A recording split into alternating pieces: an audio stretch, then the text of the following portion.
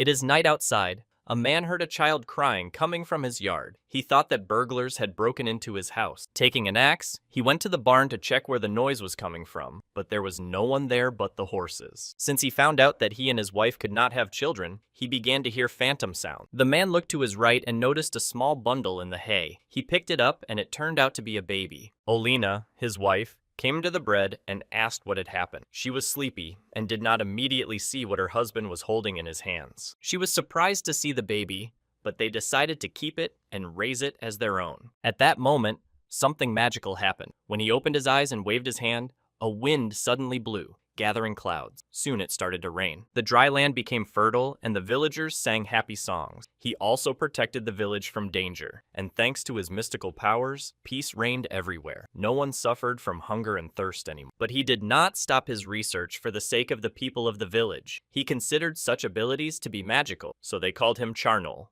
12 years passed. The boy who was found in the barn grew up. He was named Arian Sheeran. His father, Arian Vincent, had just finished chopping wood in the yard, and they were about to go home for dinner. The boy asked his father how to use magic. Vincent was surprised by this question. He didn't remember giving the boy a book about it. Sheeran asked his father if he had anything magical, but shooting down a bear with one arrow or knocking down a tree with just a swing of an axe was hardly magic. On their way home, they passed through a field where other children were playing. Two boys saw the father and son and started talking about how Sheeran was always reading books, even when they wanted to play. He probably doesn't even know how to read. The boy is so thin and doesn't look like Uncle Vincent. One of the boy's mothers told him that Sheeran had been picked up somewhere.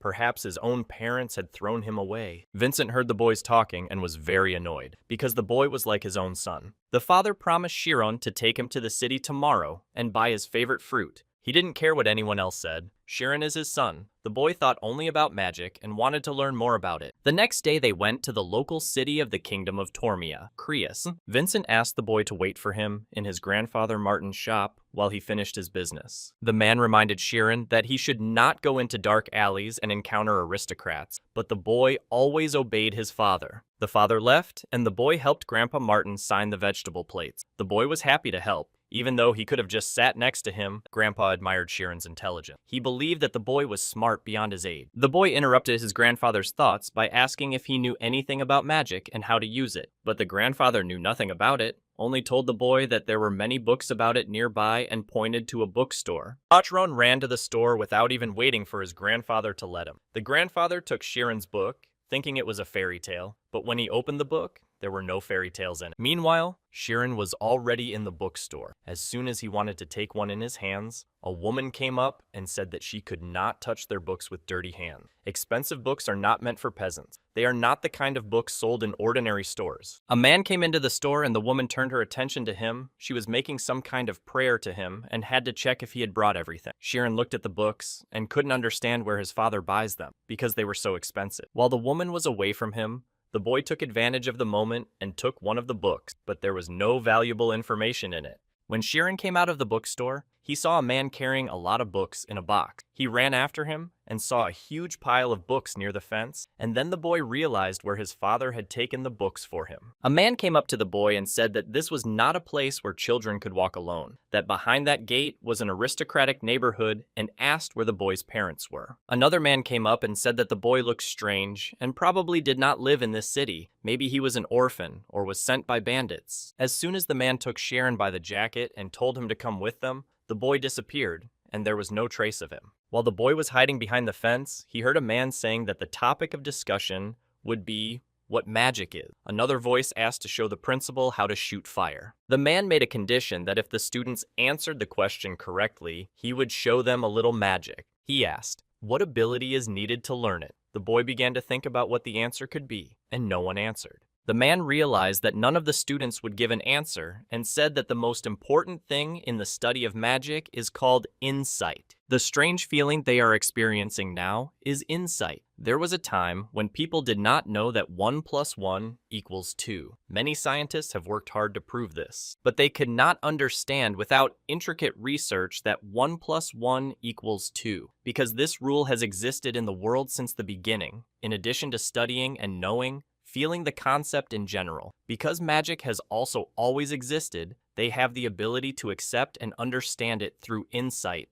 so they are more accurate than knowledge and faster than effort. If you hone your talent, you can become a wizard like that. Shirin was very surprised that there was a possibility of becoming a charnel, and the principal replied that there was a child standing behind the wall. The boy was confused by the fact that a man was reading his thoughts and did not know what to do. Suddenly, he had a thought: if he does not climb over this wall now, he will regret it forever. He saw a man with a beard sitting by a tree, and students sitting in a circle around him. This man is Mirjay Alpheus, the director of the Alpheus Academy of Magic, a certified 4th-level magician. After looking at the boy's appearance, the students began to shout that he was not an aristocrat, but a commoner and should not be here. But the principal did not expel Shirin. He asked him what exactly interested the boy so much. He said that he wanted to see magic, because he had only read about it in books, but had never seen it with his own eyes. The boy bowed and asked to see something. It was important for him to see what magic was. The principal raised his hand and said he would show him a spell that created wind. In a moment,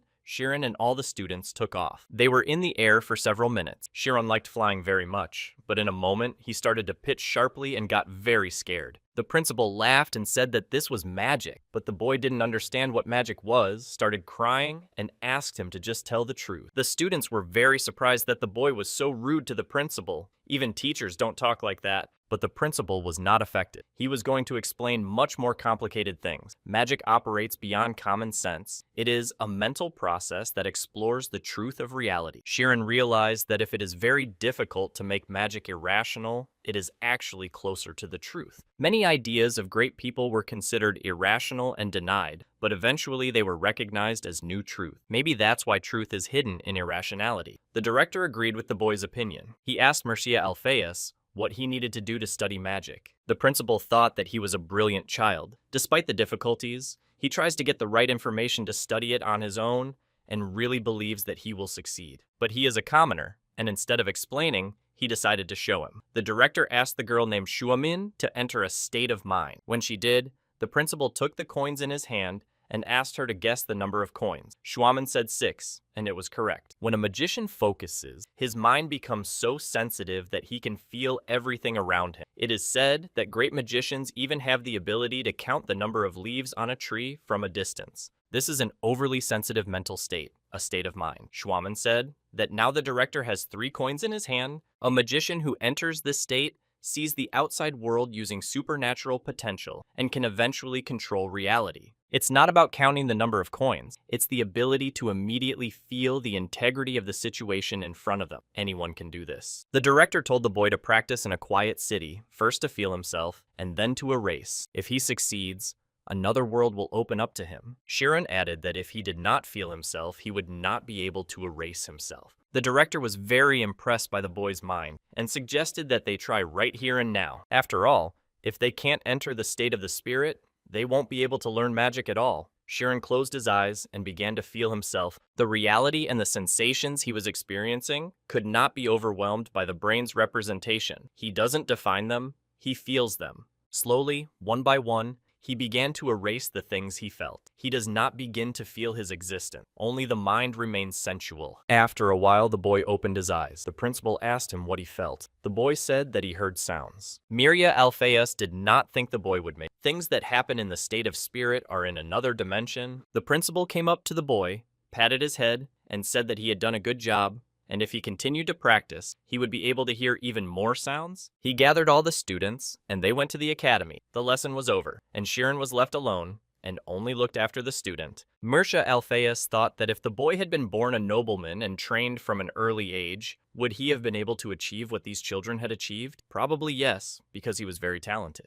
Shirin climbed over the fence and was shocked to see what he had done. He heard a loud sound, so it was not a state of mind. It was as if he was torn to pieces and scattered all over the world. He was the world itself. Shirin began to run. He recalled that for a moment, he seemed to have left his body and become infinity. In his thoughts, he did not notice that he was not flying at the man. Shirin fell from the collision and immediately apologized, but the man was not satisfied with what had happened. He took the boy by the shirt and started shouting that paying compensation for the hit and apologizing was not enough. A woman's voice asked what was going on. It was Miss Emmy. She is an aristocrat. The man said that the boy wanted to kill him and he wanted to teach him a lesson. The man hit Shirin and he fell to the ground. The men started shouting that his parents should pay them compensation. Where is his mother, who is hiding after giving birth to such a shameless boy? They continued to kick the boy and call him a fool. Miss Emmy asked them to stop beating him because they could kill him. She went to Chiron and asked him how he was. The boy started to say that he had not done anything to them. The men said they were going to sell the boy in a village in the south. He was a commoner, nothing to worry about. The girls said that slaves should not have any flaws, and they needed to make sure of that. The men started shouting for the boy to take off his clothes, but Emmy meant his face, not his body. She was only going to have a little fun with him and then let him go.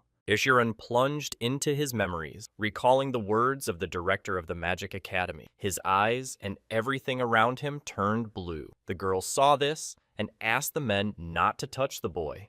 The next moment, all of them flew into the air, except for Chiron. He had unconsciously used a spell that summoned air. A few minutes later, he came to his senses, and all the men started falling to the ground. They broke their arms and received other injuries from falling from a height. Only Emma was able to get down using her strength and not get hurt. She asked who this guy was and where he studied magic because he was just a commoner. Miss Emma said she heard a sound and lifted herself into the air and disappeared. The boy could not understand how she did it, but when he saw the men lying on the ground and not moving, he began to run away quickly. We are now transferred to the Karmas estate, which is a first-class aristocracy. The head of the Karmas family, Shakora, was reading a newspaper and drinking tea. The father asked the girl why she had missed class again. Emma replied that she had already learned everything she could. She was no longer interested. But the father stood his ground. When will this girl grow up? He thought. No matter what her genes are, if she is so irresponsible, she may be caught off guard one day. The girl went up to her room, turned around, and asked her father to introduce her to someone who worked at the Magic Academy. It was winter. Vincent was looking for Chiron, and when he entered the house, he saw only his wife, who told him that the boy had gone to the logging area to collect wood. The father thought it was strange because it was snowing outside, so he decided to go look for him. The man recalled how last spring, when he brought a bicycle to the city for the first time, he almost lost it. And although the boy said he just got lost, it is not known what really happened. As Chiron was chopping down trees, he remembered how he had summoned magic that day. He could not do it again. He had summoned it unconsciously. It is not known what intermediate process was triggered by the insight. After all, he had no knowledge of magic, but he was still able to enter the state of mind. He felt everything when he was in it. The surface, the shape, the smell. He could feel every part of this tree at the same time, but he could not explain it. He could cut down trees with a single blow. That's magic, he thought.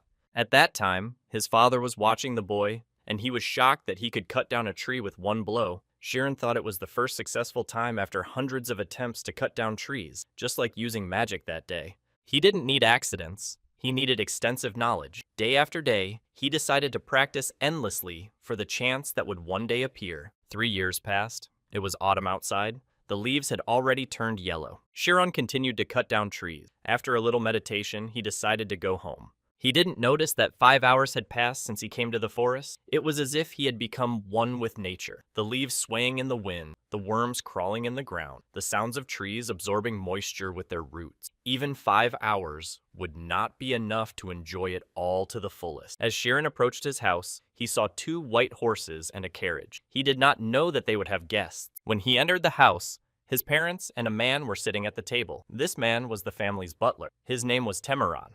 Chiron was very surprised by his visit because the Ogant family is a second-class family of aristocrats in the kingdom. Why would a man working for the nobility need him? Meanwhile, the man got up from the table and walked over to the boy and began to examine him. The man explained that the boy had a good reputation, he was the son of a woodcutter and respected his father, and that was why he was offering him a job at the Ogant estate.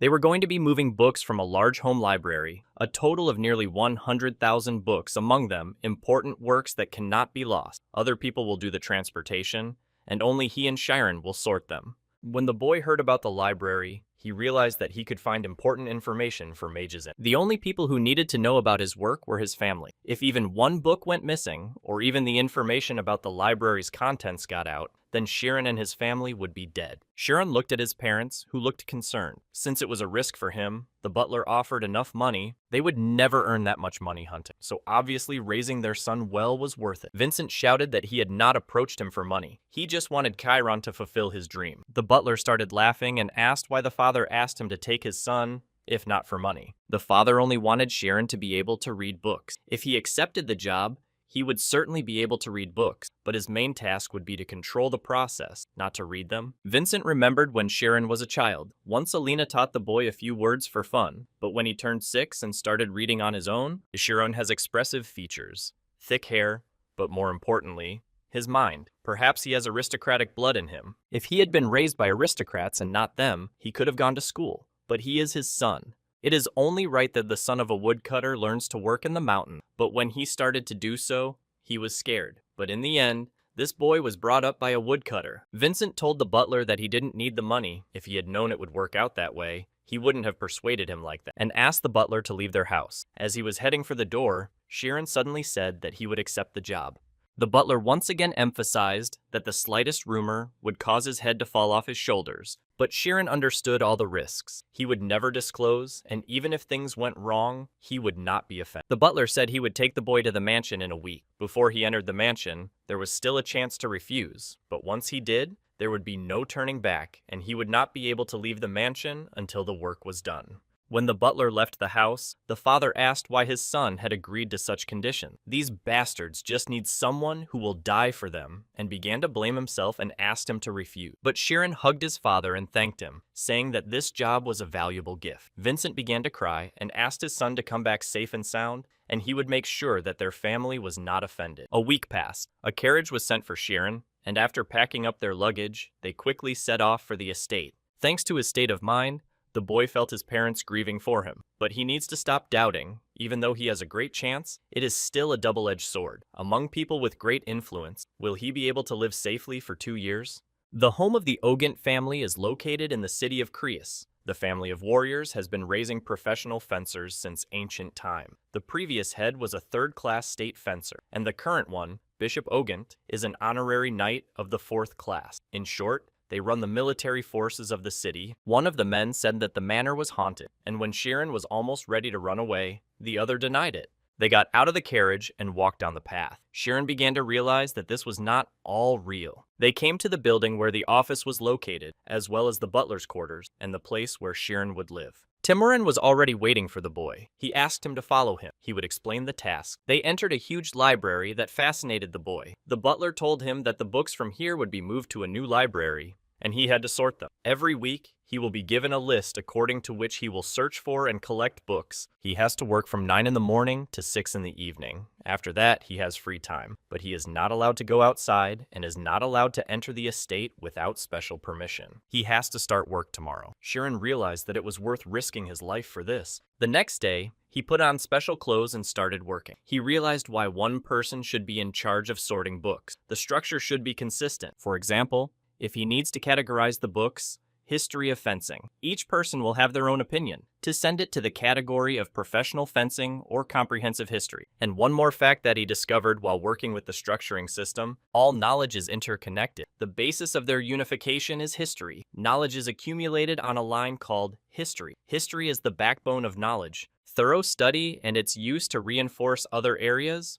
will accelerate learning. Among 10,000 books, about 850 are historical. He will read them in the 2 years he is here, to achieve his dream of becoming a magician. The deputy manager came into the room and could not be allowed to see what Sharon was reading, because he had not received official permission. The deputy head praised the boy for erasing the books. He asked not to overwork the boy, because there is still a lot to do. So the main thing is not to kill yourself before time. All the responsibility for this is on him. The man returned to the boy and cleaned the dirt from his clothes. This library is visited not only by butlers, but also by the head of the family, as well as by young masters. You need to carefully monitor the form and be sure that nothing in it degrades the dignity of the Ogent family. The man also asked Sharon to do something with all the long hair. The boy took all the comments into account, and the man left. He was glad that the man did not notice that he was reading. He needs to be careful these 2 years. He needs to concentrate to stay out of trouble. But the more serious problem is that it's hard. 3 emperors, 7 kingdoms, 1 kingdom of Tormia are difficult to study, and it is difficult to understand the others. The guy realized that if he wanted to use the information at any time, he had to understand every event perfect. Reading a book late at night, The guy just fell asleep on the table from exhaustion. Tamurin walked over to the sleeping Sharon and picked up the book he was sleeping on. If the guy hadn't been digging through practical books, he wouldn't have banned him from coming in here after hours. It had been 3 months since Sharon started working in the large library of the Argent estate. He had gotten used to his job as a sorter, and had also learned some information from the servants. They were constantly taking books, but not returning them. Sharon warned them if it would be embarrassing to lose a book, but they kept saying they would return it. The most shocking fact was that the nobles did not care if the books disappeared. But to be fair, and this library is hardly important, but no one should have known that it allowed books to be taken. Still, that doesn't mean that Chiron is safe. Aristocrats can live in peace only if the commoners are loyal to. The peasants risk their lives for something that the nobles won't even mention to prevent the slightest mistake. The servants become cold and heartless. After the servants left, Chiron continued to work quietly. At one point, a boy burst into the library and shouted something about an old man. He had blue hair, and Chiron realized that it was the Lord's son, Ryan Ogan. As the man's voice approached, Ryan asked Chiron not to say that he was here and hid under the table. In less than a minute, a burly man came in and asked Chiron where the boy with blue hair was, who had just come in. This man is his fencing teacher who has the right to hit him, and Chiron had better tell him where he is if he doesn't want to get a beating. Hearing the threat, Chiron said where Ryan was hiding. The man pulled the boy out from under the table with one hand. The boy started shouting that it was not an understanding, but the teacher did not care. The teacher took the boy's leg and started to drag him to the door. Ryan looked at Chiron and said that he would pay for turning him in.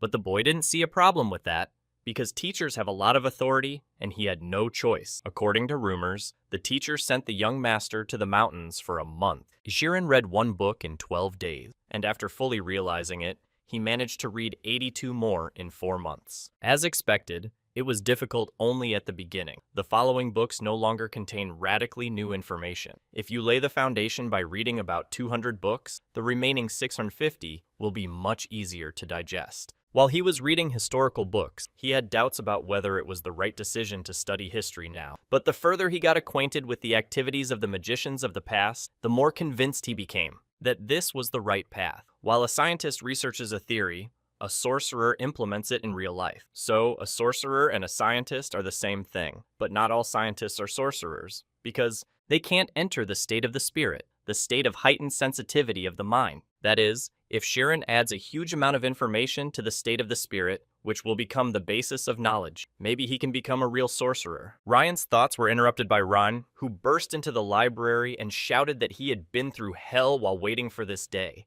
The boy climbed the rock again, and every time he felt his arms weakening, he thought he would die, but he kept on dreaming of revenge. Chiron realized that he had underestimated Ryan and his anger. He asked him for help, and Chiron snitched on him. But Chiron didn't understand why he had offended the boy so much, because he had told the truth. He thought that people in power prefer to use logic that is convenient for them, and he asked Ryan what he should do. Ryan could not understand why the boy was so calm, because at first glance, he seemed to be just another butler who had recently arrived. He asked the boy to follow him. They came to the training ground. Chiron thought that Ryan would start beating him until his anger was gone. He was better off dying this way. He couldn't waste the chance his parents had given him by risking their lives. Rayana threw a wooden sword at Chiron and said it was a duel. As a punishment for being disrespectful to the man who was destined to become the greatest swordsman, he would have to take the blows of his sword. Chiron could not understand what he had done that was so cowardly. As a servant of House Ogant, it was his duty to protect them. But he had betrayed Ryan to the master because he was afraid of punishment. He gave him away, ignoring the fact that Ryan was in trouble. Even though his family disrespected him, he could not take that kind of treatment from the servant. Rayana pointed his sword in the boy's direction and said that he would only allow him to attack 3 times before he launched his attack. Chiron realized that if he broke even one bone, he would have to go home. He did not understand what he had to do, and decided that he had to attack because he had 3 attempts, but in the first 2 attempts, he failed to strike. Ryan turned out to be very strong. Despite the fact that Ryan was mocking Chiron, he realized that he had one last attempt and had to go all the way. He entered a state of mind and smashed the boy's sword, even though he was holding it in his hands. Chiron's risk paid off. With the first blow, he felt the essence of things. With the second, he calculated the speed of his opponent. And with the third blow, he finally struck him. A thunderous blow that he had been practicing for over 3 years. Ryan looked at the hilt of his sword and asked Shirin where he had learned to fence. But it was not fencing, it was a thunderbolt. Shirin explained that his father worked in the mountain and he used to go with him to cut wood, but he was not strong enough to cut down a tree, and he learned this technique to compensate for his lack of physical ability. Loggers call it a thunderbolt. Ryan took the guy's words as nonsense because he had been training with a sword for 15 years. He didn't understand how you could learn such a technique by chopping wood in the yard. He remembered his childhood, when his sister had smashed a yogi's sword. They were 12 at the time, but his sister had already mastered the secret technique of Ogun. Her teacher no longer had anything to teach her, because she had surpassed her peers. She had inherited her father's genius, and a grand banquet was held in honor of it, while Ryan lay on the floor with his sword shattered and couldn't accept what had happened. Because their weapons were destroyed, Ryan said that victory was not awarded to anyone. If Shirin could master the sword, he needed to learn how to handle it properly, and gave him 1 month to do so. Right here, they would duel again, but with real swords. Shirin realized that the risk of death had increased dramatically and asked Ryan to think again, because he had never learned a sword fight. That's when he gave him a month to learn. If a guy is so talented that he has learned to chop down trees, he will somehow figure it out. Shirin decided to fight to the last. Later, sitting at a table in the library, he tried to understand what had happened. The peculiarity of the Ogden house is the inheritance of black and blue hair. The head of the family, Bishop Ogent, has 3 sons and a daughter. The eldest is a 6th grade professional swordsman. The eldest daughter also has incredible talent, but she chose music over fencing and became a pianist at court. The second son, Ray Odent, is called a genius. Unlike his talented dark-haired brothers, Ryan had no abilities. Even the best teacher said so. Everyone who worked at the estate knows this story. Shirin began to reproach himself for making a thunderous blow. He had hurt the pride of a man who had been compared to his relatives all his life. He thought that he would stay alive doing a simple job. Still, he was hardy because he lived in the mountains. He could survive if he learned to defend himself. Moreover, the library had a lot of books about fencing. Meanwhile, Ryan was training harder than ever, even breaking his own record by running in circles. The teacher was surprised that the boy was training dutifully, but Ryan himself was not happy with the training because he was standing on his feet.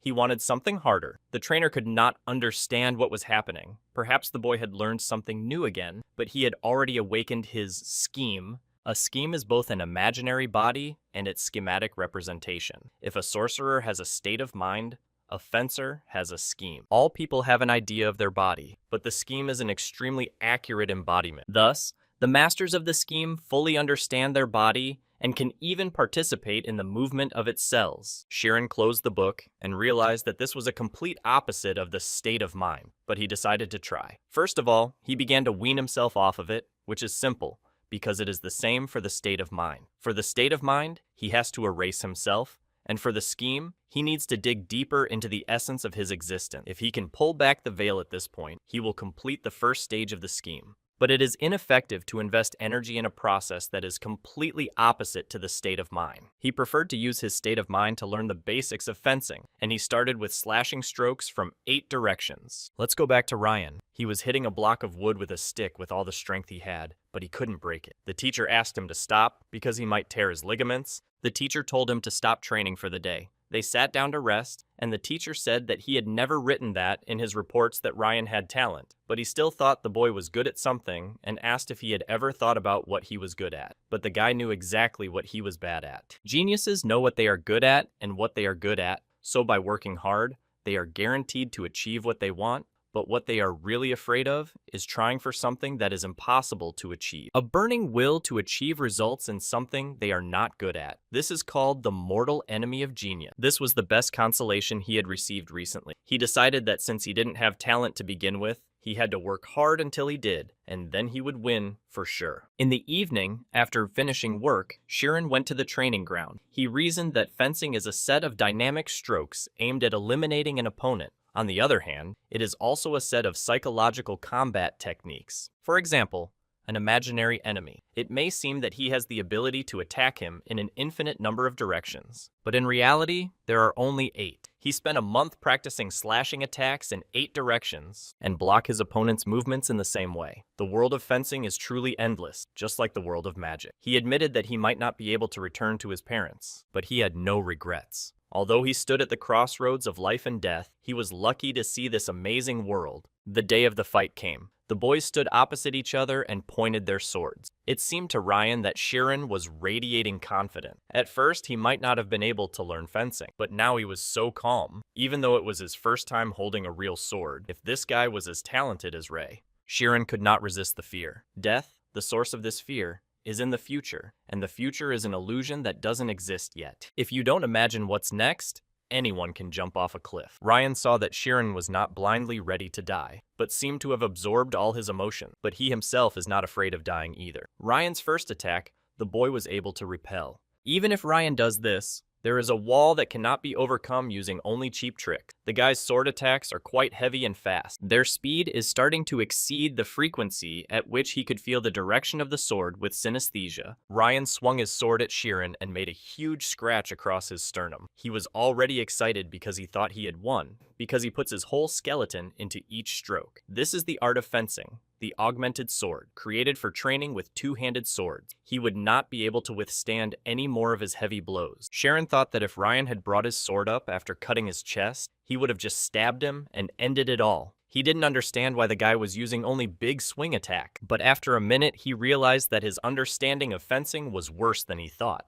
Although he could use certain techniques, he lacked insight. He's in this case, Shirin decided to reduce Ryan's combat capabilities to what he could count on, but when their swords touched, the plan changed dramatically, and he decided to attack. Ryan was surprised, because he thought that the guy was already tired in order to attack. It was difficult for him to block basic attacks. Shirin has achieved his goal. His opponent's endurance has significantly decreased. Now he needed to keep the rhythm to maintain his own. Suddenly, Ryan remembered how as a child he fought with his sister Rei. She broke his sword, and how humiliating it was for him. He screamed at Shironu not to mock him. He was going to be the best swordsman in the world. He rushed to attack the boy. Shirin, meanwhile, in his state of mind, could not see the path of his opponent's sword. There were too many random probabilities, and he couldn't take any chances. At the last moment, Shirin managed to deflect Ryan's attack and knock the sword out of his hand. Ryan was shocked by this. He did not understand how a guy with worse swordsmanship than him could defeat him. It seemed to him that he did not know everything about who this guy was. He was equally surprised because he won the duel,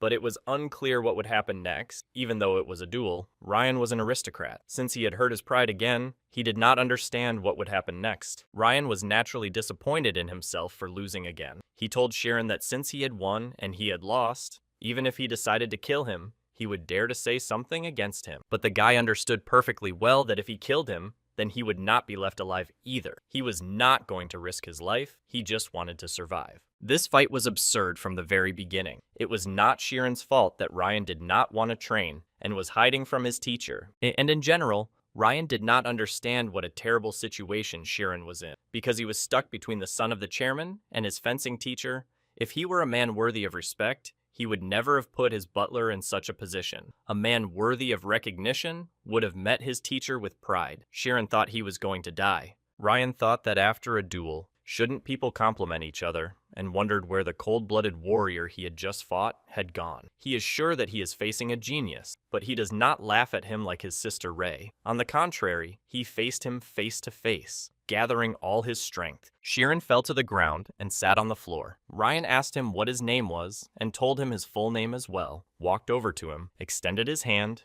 and offered to be friends. It was autumn. The servants came to the library to pick up the books, and Tamarin came with them to check how many books Shirin had already sorted. The boy had done even faster than they expected. Out of almost 10,000 books, he had already sorted 7,000. It's been a year since Shirin started working at the large library in Ogun. As the number of books he has to sort has decreased, his productivity has increased. What's more, he has only 200 books left to read out of the 850 he had set out to read. He read about 3 books a day and was soon able to completely fill the knowledge base he dreamed of. He also tried fencing and learned the essence behind fear. Thanks to this, he feels that the duration of his state of mind has increased. At first it was hard for him, but if you don't give up, you can gradually achieve your goal. And another important point is that nothing compares to making a good friend. After he got closer to Ryan, he realized that despite his enormous height, he was sweet and affectionate. Perhaps this was to be expected from the youngest. He really behaved like the youngest. One day, Ryan came to the library to visit Shirin. He didn't even know that his family read all those books, but for him,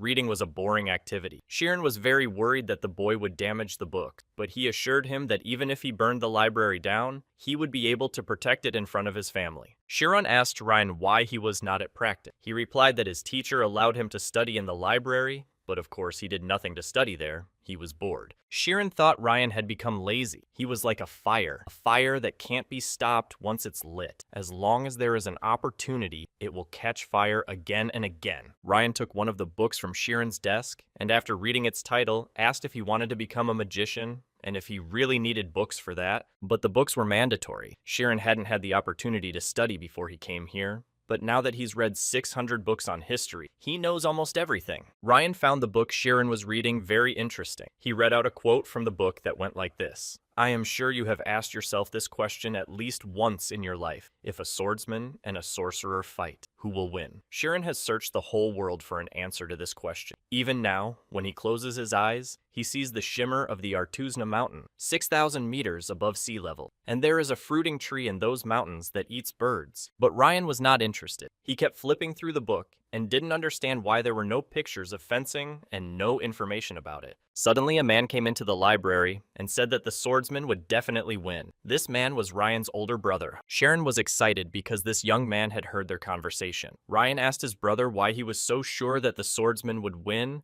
and he suggested that it was because he was a swordsman himself. This was understandable if you analyze the position of swordsmen and mages on the continent, but Ryan did not understand what their position had to do with the battle. Then he asked Shirin his opinion about who would win. The boy became very excited because he did not understand what this man really wanted. It is probably hard to understand him in normal times, but because of the thoughts that were swarming in his head, it is even harder to understand. He just needed to give a suitable answer. Shirin replied that if a swordsman and a sorcerer are on the same level, it will be difficult for the swordsman to defeat the sorcerer when he enters the state of mind. But if the swordsman uses all his strength in the battle before the sorcerer casts the spell, and Ryan's older brother interrupted him, saying that he was wrong. In his opinion, the wizard will win. Ryan thought about how it had always been like that with Ray Ogden. Ever since they were children, whenever he met someone unpleasant, he liked to ask them about something that was important to them. The man told him that there was an artifact that destroyed the state of mind, called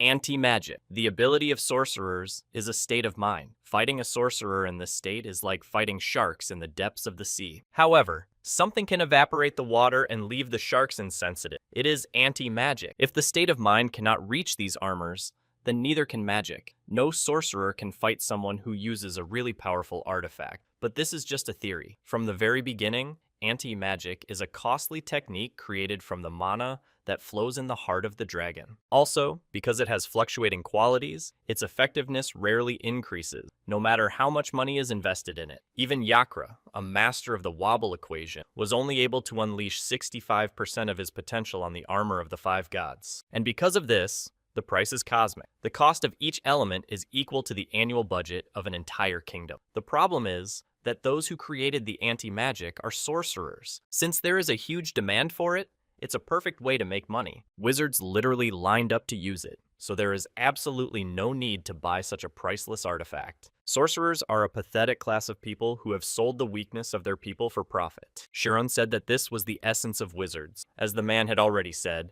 anti-magic was indeed created by wizards and used to limit magical activity in cities where it was banned. It was also successfully used as protective equipment in magical schools. Although it could be used against sorcerers, this does not diminish its value as a product of intelligence voluntarily given for the benefit of the world. Therefore, in his opinion, based on this fact, it is difficult to prove that a swordsman is more powerful than a sorcerer. But Brother Ryan disagreed with him, because reality and ideas are very different. Anyway, the fact remains that a sorcerer cannot win a battle with a swordsman. Having said that, the man left. Shirin was afraid that he would beat him, and when he left, he was relieved. Ryan hugged the boy and said that he was incomparable, because it was the first time he saw his brother with such a look on his face. If Shirin's tongue was a blade, he could become the best swordsman in the world. As Ray said, ideas and reality may differ, but the exploratory mind ruthlessly experiments even on its weaknesses. How can you say that this intelligence exists for the sake of world peace? 6 months had passed. Timoran was drinking tea in his study when the butler came to tell him that they had finished earlier than expected and the move was completed 6 months early. But he was even more pleased to see that the books,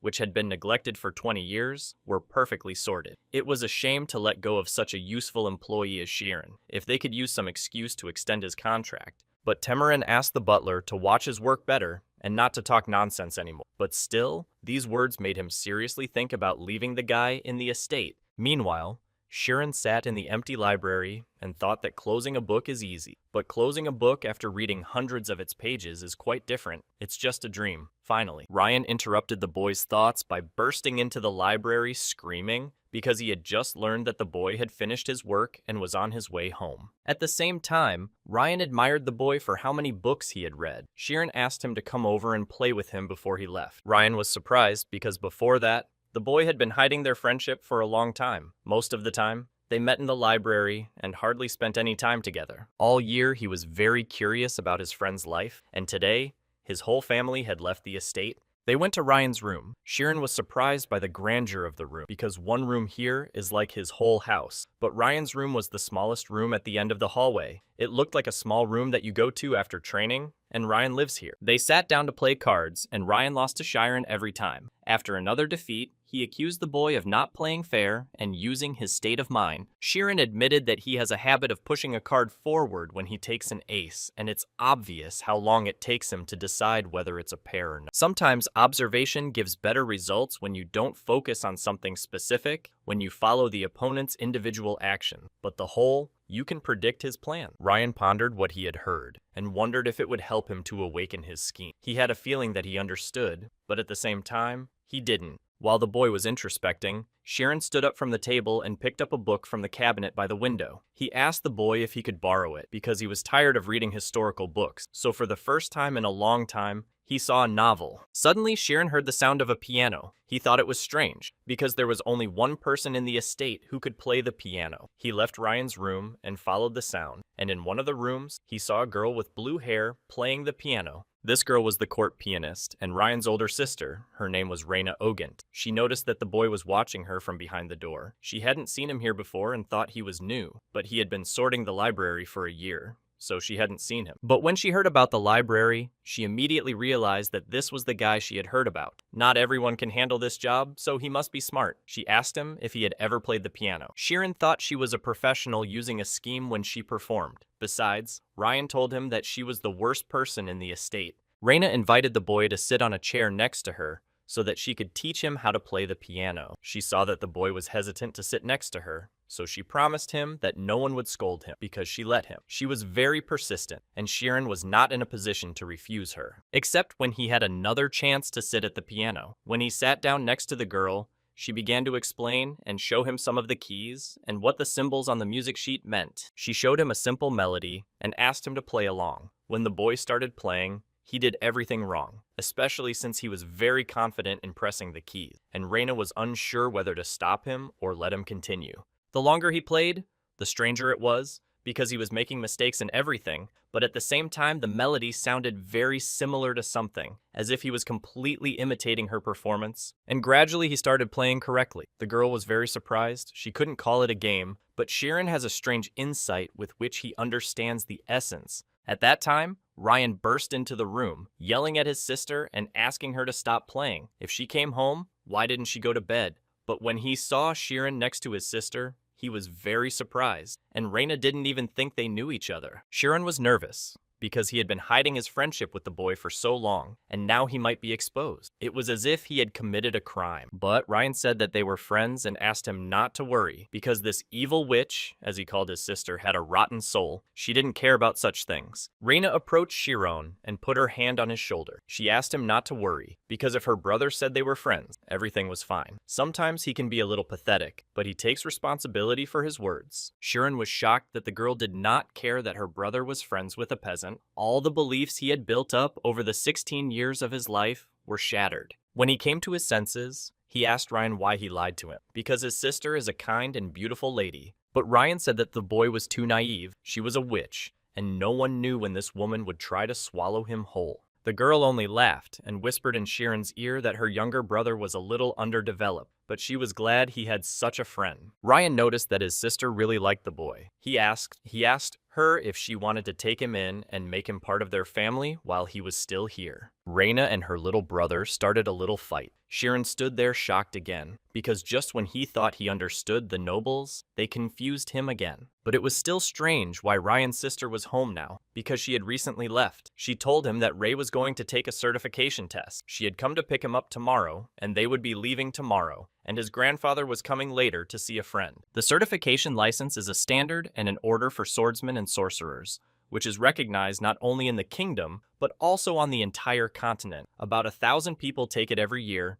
but only about 30 pass. There is also a non-certification license. If you officially graduate from a university approved by the kingdom, for example, from the Alpheus Academy of Magic, you can become a non-certified wizard of the 10th rank. It is also possible to increase your rank by gaining points from associations or guilds. But people obviously gather where the money and fame are. Even though there is a non-certification license, there is still a constant demand for certification tests. It's amazing that Ray will be taking it at such a young age, 18. Rena patted the boy's head and told him that she had to go and get everything ready for dinner. The seafood had come from the royal estate, so she needed to cook it herself. As she was leaving, she said that it was nice to meet Shirin and asked when they would see each other next. Shirin was very surprised because tomorrow he was leaving the estate and there was probably no chance to meet again. Fascinated by Reina's beauty, he asked Ryan if she had a boyfriend. But when he came to his senses, he said that he was just curious and it was better to forget about it. But Ryan was already running to his sister and calling her. He still managed to ask his sister if she had a boyfriend. And then Shirin ran up and covered his mouth with his hand. All the maids walking next to Reina were shocked. She asked them not to pay attention, that it was just children playing,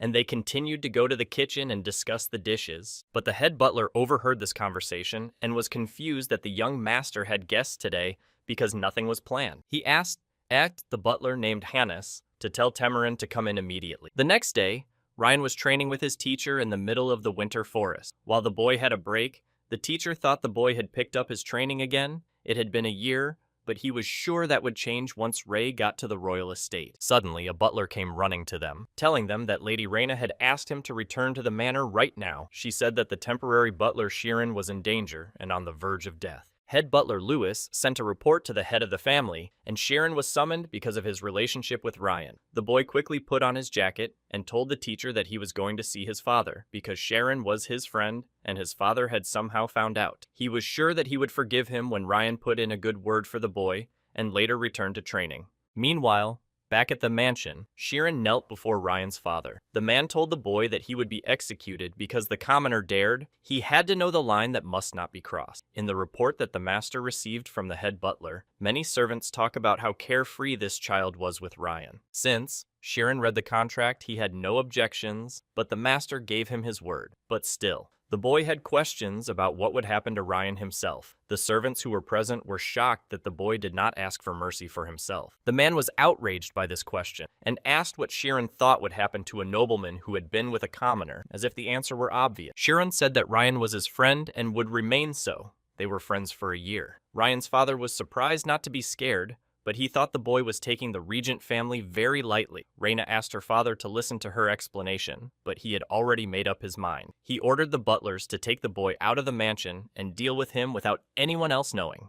The two butlers began to discuss the master's decision. There was no reason for everyone to die because of one person. This is their life's home, and in order to protect it, they need to get rid of the slightest conflict that starts to flare up. Now he may think it's the right thing to do, but later, he will be grateful for this choice. Ryan burst into the mansion and shouted that Shirin had not committed a mortal sin, but had simply become his friend. But his father was not convinced by this argument. He said that one does not need to sin to deserve death. Ryan doesn't even realize how difficult the nobility's circumstances are. As long as their family is coping with this difficult situation, Ryan can enjoy the privileges of being the son of an aristocrat. But for the boy, these privileges did not matter if he had to give up his friends for them. But to his father, everything he said sounded childish. Friendship with a nobleman implies equal relation. He thought it was strange that Ryan really thought the peasant saw him as a friend, because in this world, many people want to get on the aristocrat's good side, and so his father had ordered him to prove that he and Shirin were really friends. Ryan did not understand how he could prove his feelings, but he could not just say something at random. If he were Shirin,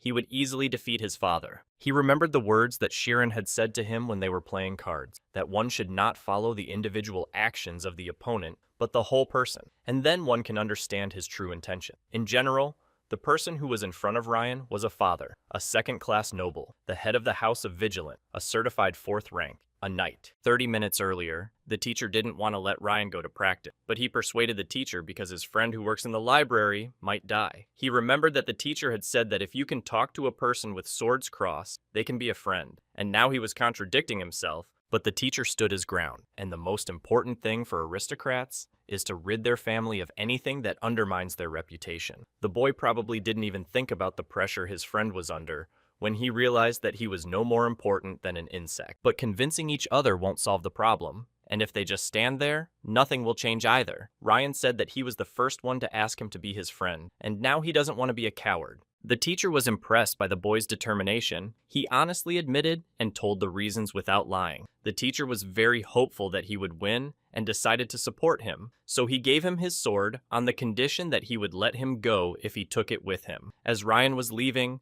the teacher told him that leaving his friend was like leaving a part of himself. Back to the manor, Ryan told his father that he believes that they are true friends with Shirin. The fact that he was his friend was proof of that. But his father was not convinced by this argument. He said it wasn't about wealth. Even now, the reputation of many nobles is at rock bottom. He was ready to give up his son altogether to prevent the downfall of the family. If it was necessary to protect his friend, the boy was ready to go.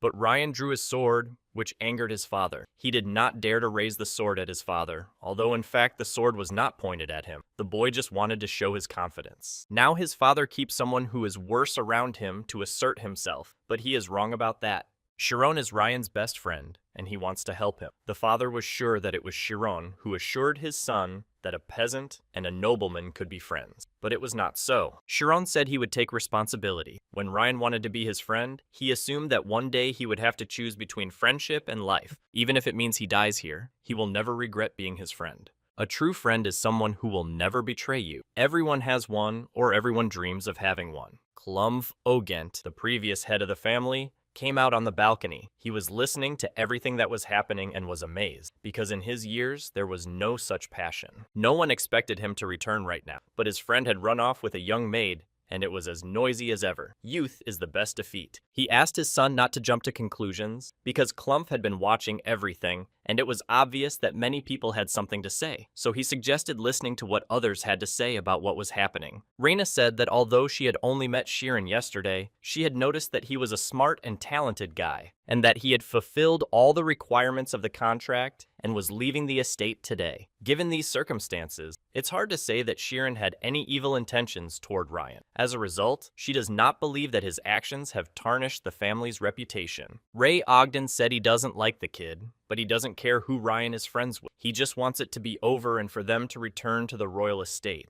Clump suggested listening to the opinion of the one who had known Shirin the longest, the deputy butler. Tamurin said that the guy did the job he was assigned and did it perfectly, and 6 months earlier, he knew that Ryan went to the library, but he did not know that they were friends. However, in his opinion, if Shirin were a simple child, he would not have been able to sort those 10,000 books. Clump realized that he had to end this meeting. If their friendship continued, rumors would start and become a weakness that political opponents could use against their family. Everyone in this family holds a vulnerable position in the kingdom. He thanked Shirin for teaching his grandson about true friendship, but he had to end it now. Shirin replied that he might never see Ryan again, but that would not mean he would not continue to consider him his friend. If they take that into account, he will follow any order. Ryan reasoned that Shirin wouldn't die, which made him feel better, he thought deep down, but he knew that abandoning his friend was like abandoning himself. In any case, it was impossible to negotiate. He declared, "I, Ryan Ogden, third son of the Ogden family, from this moment on, become the sword of Shirin." The history of the Knight's Oath dates back to the formation of the Kingdom of Tormia. During the years of the House, both small and large countries fought for territory. Athelf,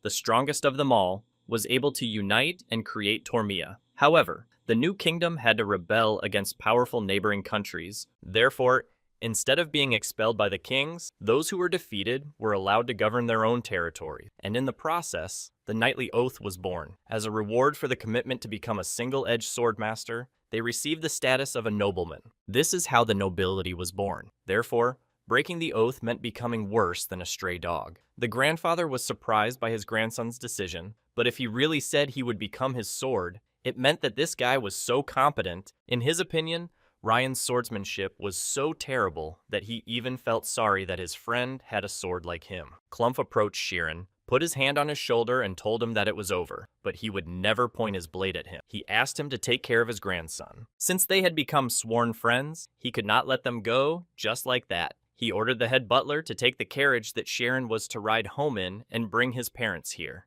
After that, everyone left, and Sharon and Ryan went to their room. Sharon was surprised by the boy's decision to take the oath. He didn't have to do it for him, but for Ryan, it was the right decision. He just decided to bet his life on such a person. Ray came into the room and asked if Ryan had really lost to Sharon in the sword fight. Since her brother swore a knight's oath, they are thinking of a new plan, but in any case, her father wants to enroll him and Sheeran in the Kaizen Swordsmanship Academy. Sheeran was shocked to hear this, but he became a member of the family, and Ray told him about his talent to see if they would want to give him a chance and invest in him. Apparently, they want to make him successful for Ryan's future. But Ryan was outraged that Sheeran would be sent to school without his consent, at a time when they could finally play whatever they wanted. And in any case, Sheeran will not go to fencing school because he is a future wizard, and he has already discovered the state of mind. Reina was very surprised that her brother had taken a knight's oath to a future sorcerer. After all, she was sure that the swordsman could be stronger than a sorcerer. Sheeran used synesthesia, which is felt due to the state of mind, to predict his opponent's movements and win. Reina praised him for coming up with this idea. Apparently it was possible because the power of his state of mind is quite strong. She had heard that in school, the higher the level of concentration,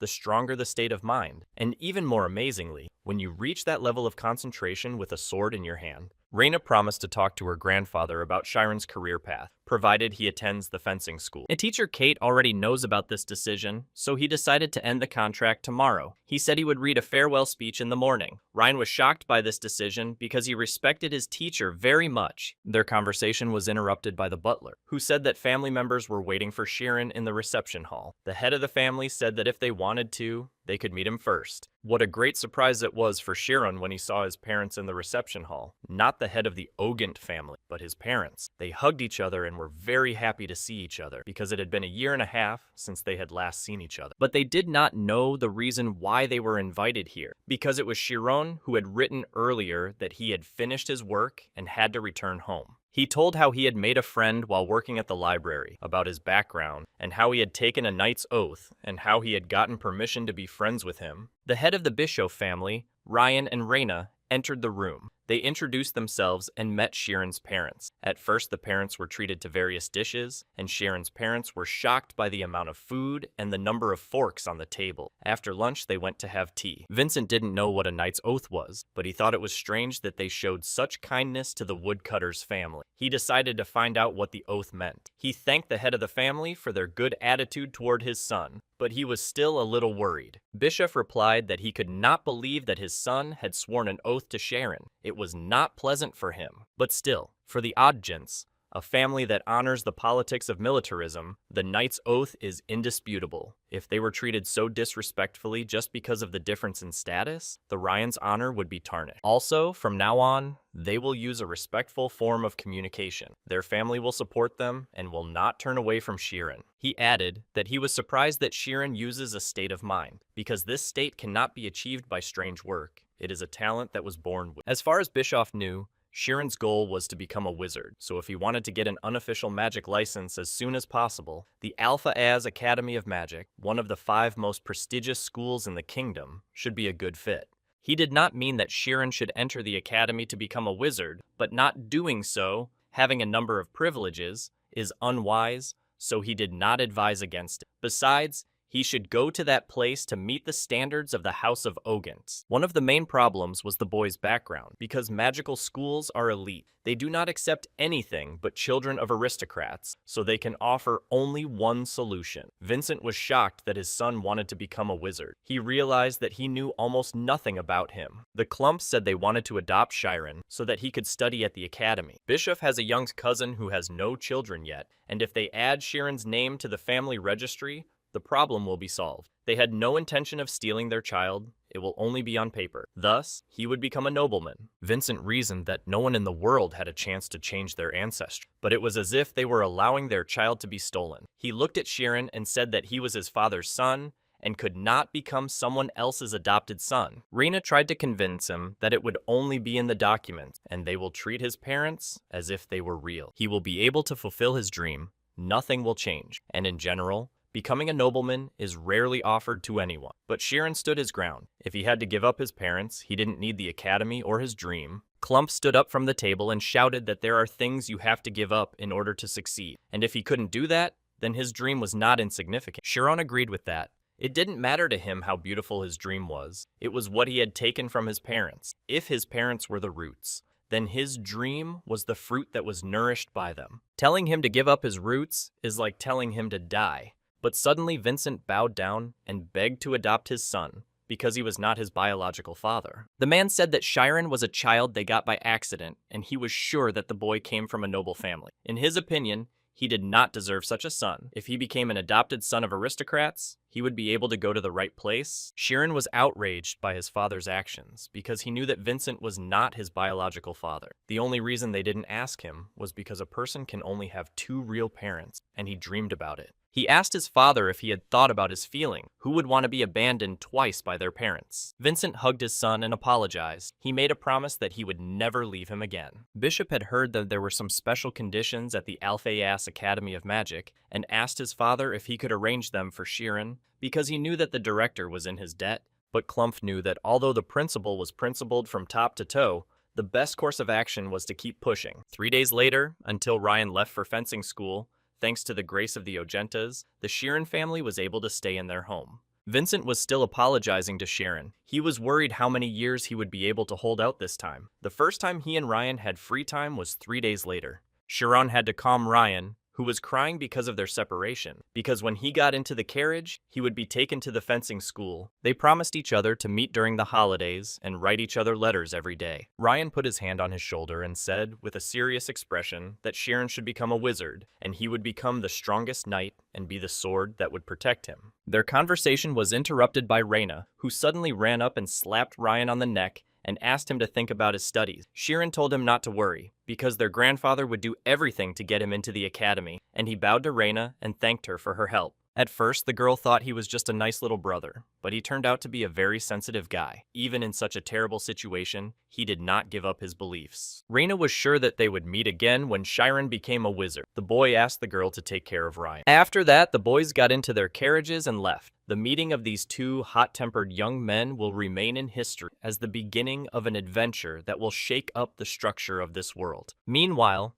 at the Magic Academy, Alphas Clump was talking to the director about Sheeran. Although the two men had been friends for nearly 50 years, the headmaster could not grant his request. He needed a good reason to accept the boy. Anyway, personal agreements were not created as a backup plan for Noble. There are many applications every year, but personal agreements also have their own requirements. But Clump stood his ground, saying that he was a special boy, and yet he managed to get the director interested. He added that he did not ask him to accept some stranger, but rather a friend of his youngest grandson, and he is really something. When Clump looked at the boy, he saw the director in his youth. The director of the academy immediately realized that the boy had some problems, because if he was so talented, he could have entered the academy himself. Clump told us that the boy was not a nobleman and how he refused to become a nobleman. New opportunities can always appear, but when people give up their beliefs, they end up losing everything. The fact that a person does not make concessions means that everyone can accept his opinion as correct or condemn it.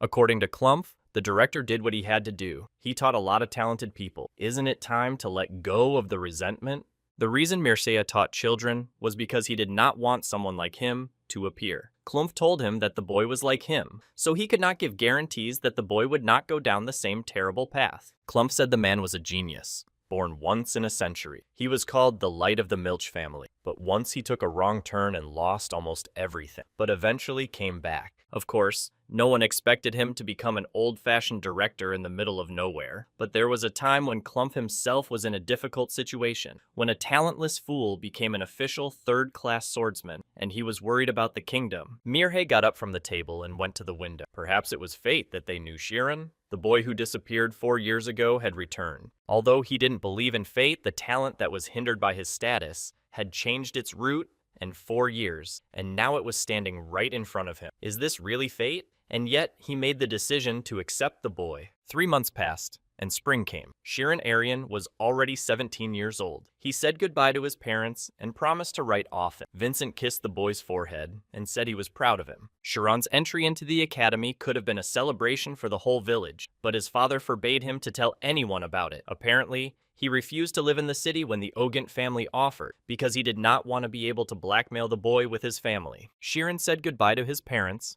got into the carriage, and headed to the academy. And just like that, his first day at the Academy of Magic began. When he and the butler arrived at the gates of the school, the man told him that the tuition and materials were on them, and that the main thing for the boy was to study well. Shiron thanked Tamorin for his help, but in response he heard that a villager will always be a villager, no matter how talented he is, and he will never become better than a nobleman. But not everyone is given this opportunity. When the boy enters the school, many aristocrats will look at him with distrust, but he must persevere. Then he will be able to stand and go all the way. The butler took the boy's belongings and asked him to follow him because he had to register at the school. When they reached the hall, the man said he had to go, and they said goodbye. Shirin was confused because he did not know who would meet him. While he was waiting, he looked at the various stands in the hall, and on one of them, he saw that the Magic Academy used a 9-class system, and that there were 420 students there, 30 of whom were in the graduating class. The principal approached the boy and asked if he remembered him,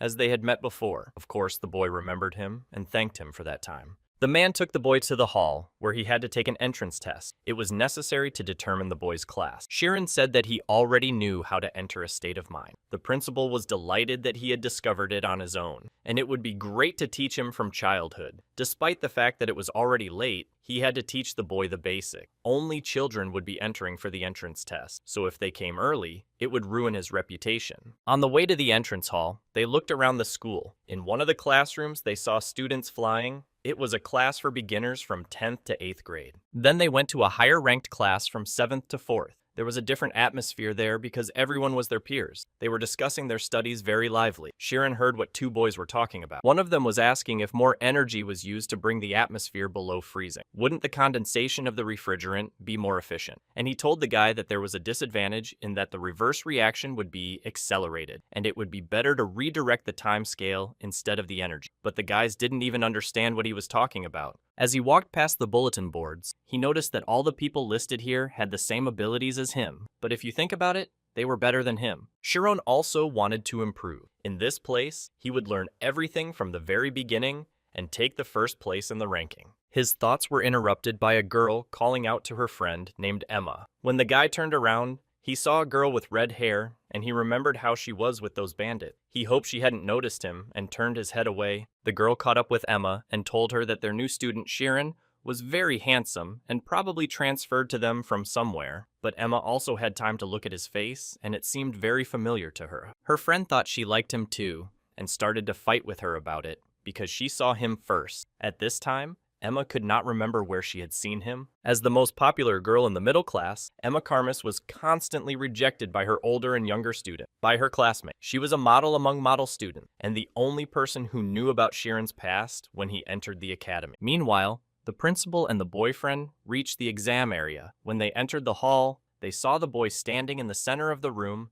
in front of a long table where the teachers were sitting to make the assessment. The boy had to enter a state of mind and feel the letters on the floor change. He had to say when he felt it, and they would determine the size of the strength, mobility, and position of his state of mind. When the boy's evaluation was over, one of the teachers said that the students this year were great. Their students were getting better and better every year. Next, Shiron was called for evaluation. The teachers knew that the boy had passed a special selection because the principal had told them about it. They were also surprised that the boy was already an adult. And when they saw that he had borrowed the name of the Ogent house, they immediately realized that his family was not famous. The teacher asked if Shirin could do magic, but the boy hadn't learned anything yet. But even if he hadn't studied anything yet, he might be able to do some things, because magic is the process of releasing knowledge from the mind. Shiran went to the center of the room and began to enter the state of mind. It was not easy for him to do, but he managed. The teacher asked him what the most distant number was, but he did not answer. The principal tried to encourage the boy and told him that they were not comparing him to others, but were just looking for a better way to teach him. The boy said he could see the number, but it was so far away that he couldn't see it. But he didn't need to see it, he needed to feel it. But Chiron added that it was a very long number. He started naming it from the first digits. It was 3.14. One of the teachers said that there was no such number among the set numbers, but he was sure that he felt it. The teacher mentioned that there were several cases when the number pi was shown. This means that the size of the state exceeds the limits they set. Did the boy's state exceed 30 meters? Next, they asked what color the guy was experiencing. In his state, everything was colored blue. The testing was over, and now the teachers needed to consult which class the boy would be placed in, so she asked him to wait in the hallway. When the boy came out, all the teachers were enthusiastically discussing Chiron's capability. His performance surprised them. They even thought that he might have lied to them. After all, a state of mind with a concentration of 90% and a diameter of 30 meters in a 17-year-old boy who has never studied magic looks like nonsense. But there was no point in lying to the students, because when they got to a higher level class, they would not understand the curriculum, let alone be able to pass the test. So why lie? Moreover,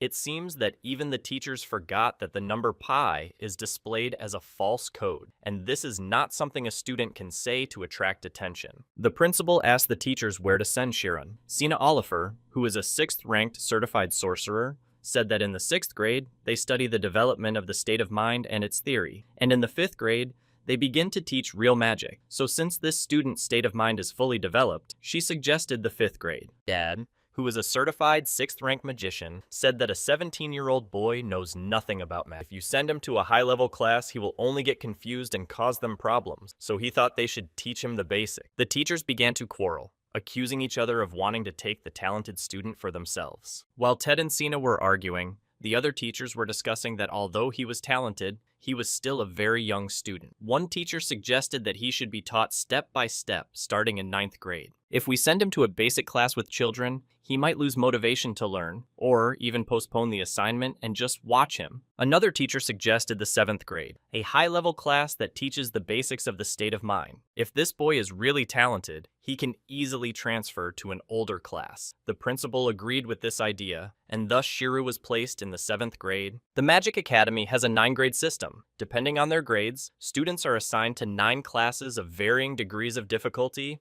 where they are divided into 3 groups. Elementary classes from 9th to 8th, where students focus on developing their state of mind. In high-level classes 7 through 4, students gain the knowledge to use magic and state of mind. And finally, graduation classes 3 through 1, where students undergo rigorous training to become professional sorcerers. The next day, Chiron went to his first class. When he entered the classroom, the children whispered to each other because he looked older than they did, but he was friendly and hoped they would get along. The Academy of Magic occupied 75.425 kilometers of mountainous territory, including the dormitories. It had more than 33 buildings and 40 training centers. Although it was only allowed to leave the territory during vacations, it did not cause inconvenience, as everything you needed was in the school. Classes ended at 5, and after that, students had free time. They would go to the open round-the-clock library or form research groups with other students with similar interests, which fueled their desire to learn. As expected, the classes were difficult. There are many subjects that require a lot of knowledge. Even for nobles who had studied since childhood, it was not easy. However, Chiron was going to do his best to catch up. According to the chronological order of history, which he had memorized, all the knowledge of the world was accumulated gradually. Suddenly and quickly, the boy's first lesson was over. In the afternoon, practical classes on the state of mind would begin, but the schedule did not say where they would be held. Among the students, he saw a girl with pink hair, and it seemed to him that she was his age, so he decided to ask her where the training camp would be held today. The girl replied that the practice was on the 2nd common training area, but Chiron did not understand what it meant and asked her about it. Twice a week, all the middle school classes train together. Today there will be a briefing. The boy went to the training room and, of course, he was out of luck because the classes were held together with the class in which Emma was studying. He did not want to run into her, but now twice a week they had joint classes. The high school and junior high classes had active discussions and had strict routines. Atella Romi, a teacher who specialized in the use of the state of mind and was a certified 6th-ranked sorcerer,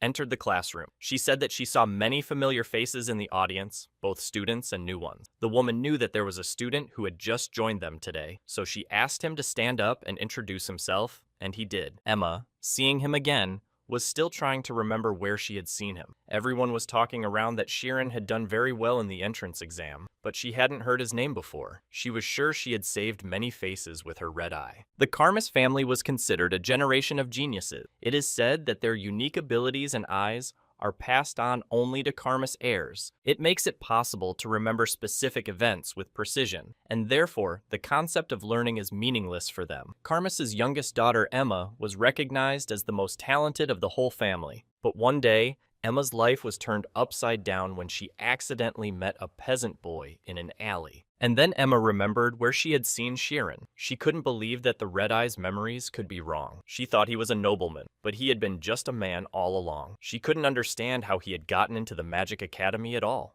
For Emma, her past is a dark and disgusting secret. She has made sure that nothing reminds her of it. But what if a guy remembers her and what happened 5 years ago? And tells everyone that she was hanging out with street thugs, that Karmas was actually very interested in boys, and that she even wanted to undress him. Emma realized that she could not let this happen and decided that she had to prevent it. The lecture began. The teacher began to talk about the conscious mental state of a sorcerer. Its first form is a sphere, as it is the easiest to focus on, but in practice, it can be ineffective. The teacher went to the center of the classroom and began to demonstrate the basic form of the state of mind, as she had said earlier. In practice, it is barely usable. Shirin saw her state of mind with his own eyes. It began to show him how to use magic to hit the target. The diameter of her state is 10 meters, but the target is 12 meters away. So she used a fireball, a fire-type magic. She launched the fireball, but the fire disappeared before reaching the target. Most often, magic is not able to go beyond the zone, so it retains its form only within the state of mind. But it was possible to expand its area. Changing the form of a state requires enormous concentration. In real battles, when every second counts, constantly changing the state of mind is simply ineffective. Therefore, they use it in 4 forms. These 4 ways form the state of mind. She began to show the protective form, which was presented in the form of a cube, and prevents the destruction of the state of mind from attack. The more faces, the higher the protective function. Next, the star shape is the attack form. Thanks to it, you can catch the movements of the target. This form is most useful when fighting a large number of enemies. The next is the target shape, designed for long-range battles. However, it does not work well against fast-moving targets. The main thing to worry about when using it is the speed of rotation. And finally, the form of evasion. It's no secret that even 5th grade students find it difficult to use it successfully. That's why the teacher decided to show it by example. She entered a state of mind, but it went beyond her body. Shirin could not understand this, because the state of mind is the mental state of a sorcerer. How is it possible to separate thoughts from the body? The form of evasion is definitely difficult to use, the teacher continued. So much so that only specially trained sorcerers can do it. Its advantage is that as long as the sorcerer is not in the center, there are no restrictions on movement in the state of mind. Thus, there is no need for instant use, and the range of action is infinitely large. Athela invited the students to practice and invited the person who had won first place in the speed shooting. It was 4th grade student Emma Karmas, and the teacher asked her to come to the center of the classroom and demonstrate. The girl certainly didn't want to be the center of attention, but she had no other choice. One of the 4 forms of the state of mind is the goal form. Its advantage is efficiency over long distances. However,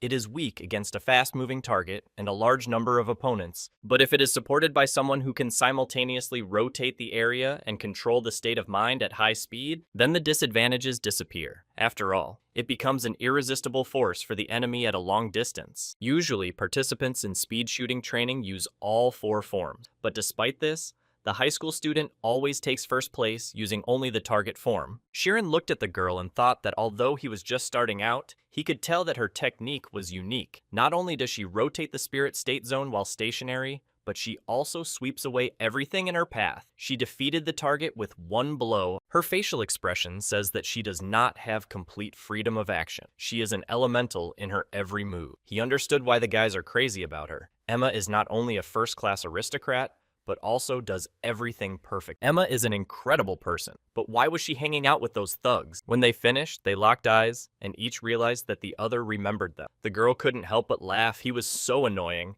but her guesses were confirmed. She reasoned that if he spread rumors about her past, she would get in trouble. Although she was the best student at the academy, even if Sharon told him something, no one would believe him. After the demonstration, the classes split up for practice. The 7th grade students started with the protective uniforms because wizards need to stay focused to survive on a disorganized battlefield. The trick is to feel how the consciousness contracts and condenses. Having compacted the state of mind and created a structure, then it will be possible to raise its boundaries to prevent destruction. It seemed to Shironu that it worked, but until he saw it, he could not be sure. It would be easier if he could use the visible zone. The boy went up to the teacher and asked if he could use the visible zone, but first the students had to do it. Since it was not being used right now, he could try. Emma's friends saw that the newcomer was in the visible zone and immediately told Emma about it. She choked on the water she was drinking at the time. So surprised was she by what the 7th grader was doing. But her friend noticed that the girl was acting strangely. Ashiron, meanwhile, had entered a state of mind. Now that he started to think back, he realized that he hadn't been told the size of his state of mind on the entrance exam. He wondered how much bigger it could get.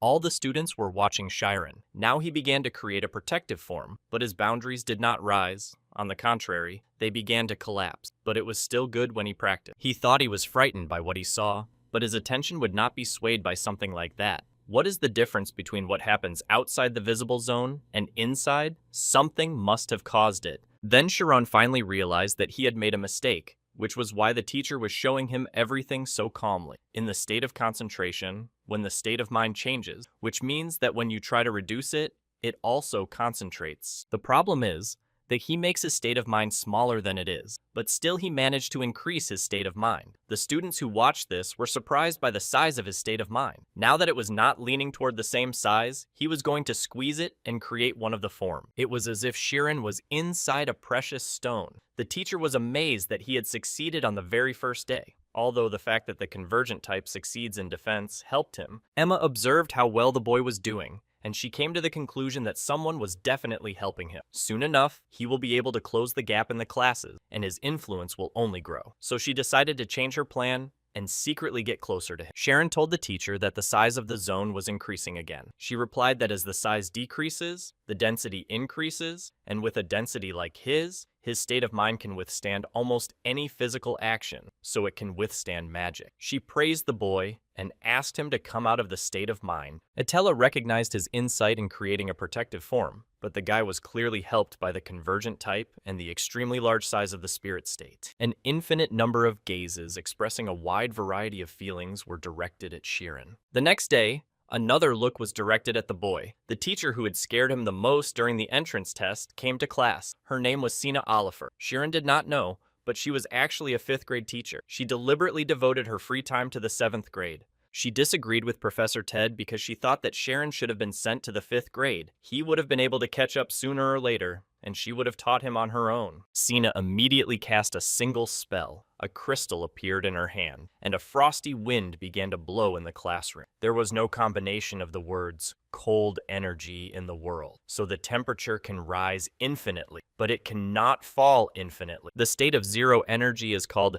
absolute zero. If you take a bit of energy at room temperature, you can easily create an ice crystal. But if you divide it into small particles and create a convection flow, they will create a temperature so low that it can kill a person. A sorcerer controls the world within his state of mind. On a certain territory, the sorcerer becomes a kind of god, manifesting synthesis, touching light, smelling or smelling a touch. The special senses of sorcerers give them the ability to control reality. To activate a spell, you need to have the ability similar to the gods, namely omniscience and omnipotence. Sorcerers use them to activate magic. It doesn't matter what level of omnipotence you have, it's impossible to cast spells without a knowledge base. Despite the fact that sorcerers are endowed with outstanding abilities, they must understand the structure of the world, no worse than scientists. Sharon realized that this was the reason why he could not use magic, because he had no idea about omniscience and developed only omnipotence. Sina continued the lesson and said that in the future, students would study various subjects here. The state of mind is only half of what magic can do. If they don't study hard,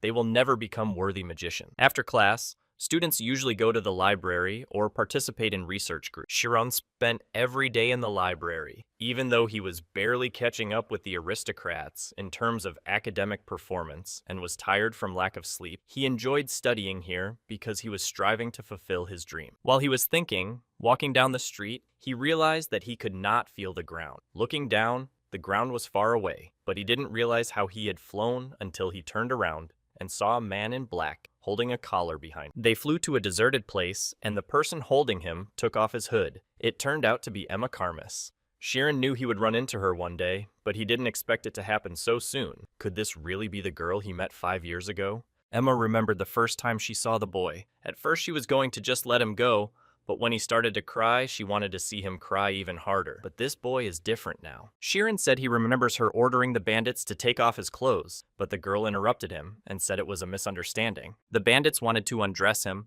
but she didn't order them to do that, and she had no interest in boys in general. But did she really drag Shiran here to explain this? And the boy realized that Emma was afraid that he would spread rumors about her, but they were both afraid of that. He asked the girl to apologize to him, and now she is the best student in an advanced class, popular, but the past cannot be changed. The easiest solution would be to apologize instead of making excuses. Emma was outraged because the guy wanted to solve everything with words. He said clever things to embarrass his opponent and bring him under his thumb. He dared to challenge her, and she asked what she would gain by apologizing. Can she be sure that after apologizing, he won't betray her and everything will remain between them? If she apologizes, she will admit her guilt and will not be in a favorable position. But it would be a commonplace courtesy, in Shiran's opinion, to the person she hurt, not an act for the sake of gain. Although she pretends to be a perfect student, her nasty nature hasn't gone away. But Emma decides to scare the boy with high school students, because if he does something wrong, not only the advanced classes will become his enemies, but not only his classmates. Everyone will know that he is an ordinary peasant and violates the school charter. But she didn't want him expelled from the academy. They would watch him and decide if he was trustworthy. From now on, Shiran was to bring her coffee every morning. This way, she would see how he would carry out his errands and then decide whether he could be trusted. It must have been hard for a commoner to get into the academy, and it would be sad if he was expelled. When he became his sixth,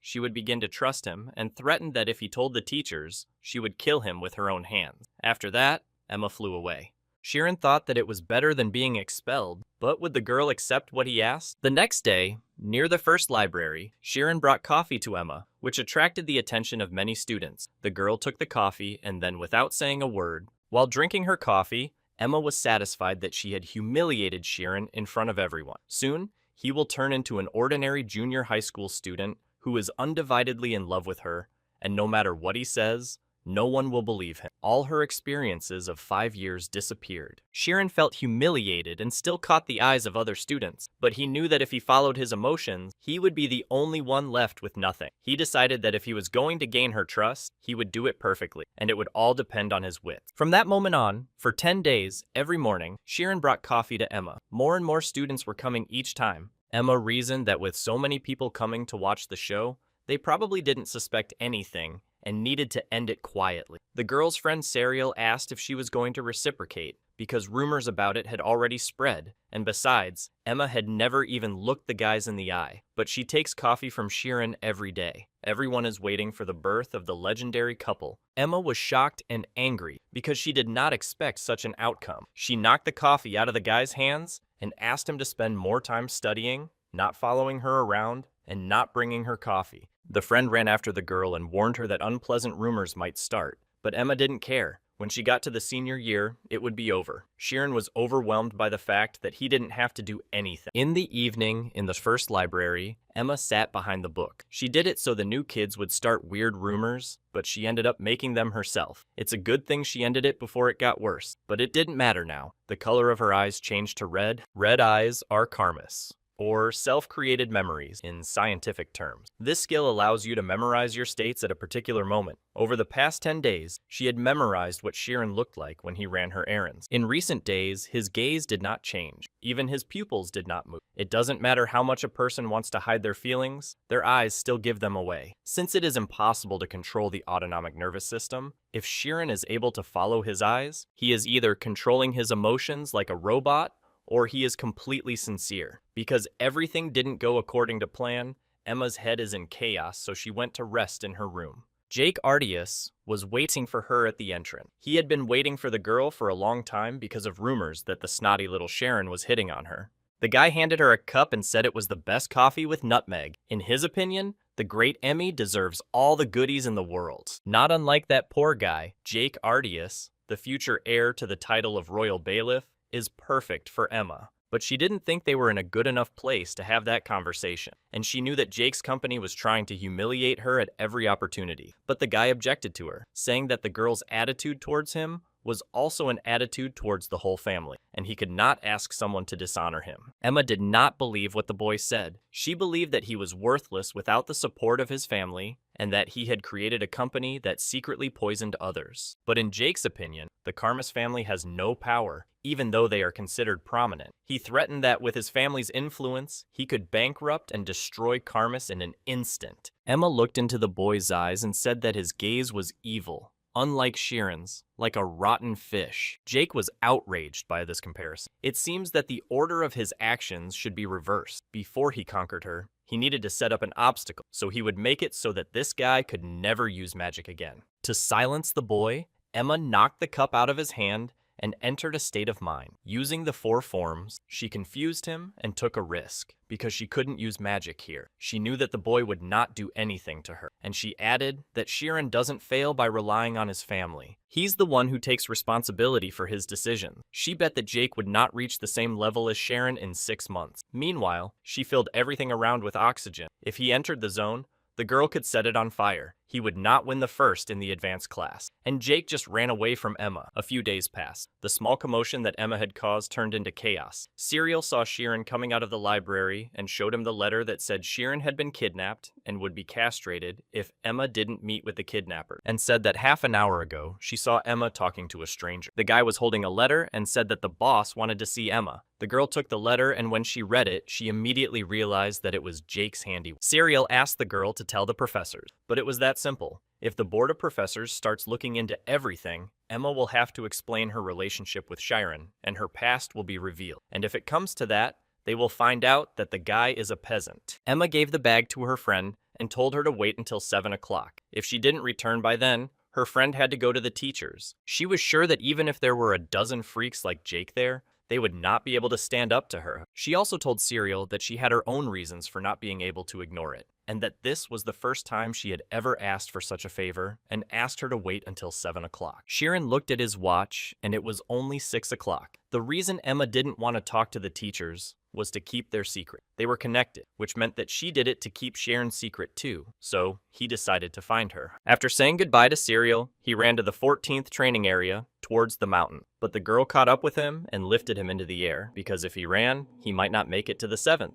When they reached the training area, they saw no one there. Sharon realized that they were in a different place, because Emma's friend could have told the teachers everything. Sharon asked Serial to go back and tell the teachers, because she would get there faster without him. The girl started asking about their relationship, which angered the boy, because now was not the time for discussion. The longer they waited, the more risky the situation became. When the girl flew away, Sheeran began to look for any clues to find Emma. He entered a state of mind and noticed fresh shoe marks left by 2 people. They broke off halfway, so they had flown away. He could see smoke in the distance and realized that he was heading in that direction. Meanwhile, Emma met the guys who had called her. The guys did not expect the girl to come, as expected. The boss outsmarted her. Then Jake came out and was very surprised that the girl came alone, how much he appreciated Sharon's obedience. Emma asked where Sharon was. Jake laughed and replied that he was probably in the library, borrowing books, and didn't realize that his girlfriend was about to leave because of him. And they didn't even care about the guy. They were all there for the girl. All the guys are going crazy with the desire to take revenge on her for what she did to them, and especially for the way she insulted Jake yesterday, and he was going to pay her back in full. But all the threats did not scare the girl. On the contrary, she entered a state of mind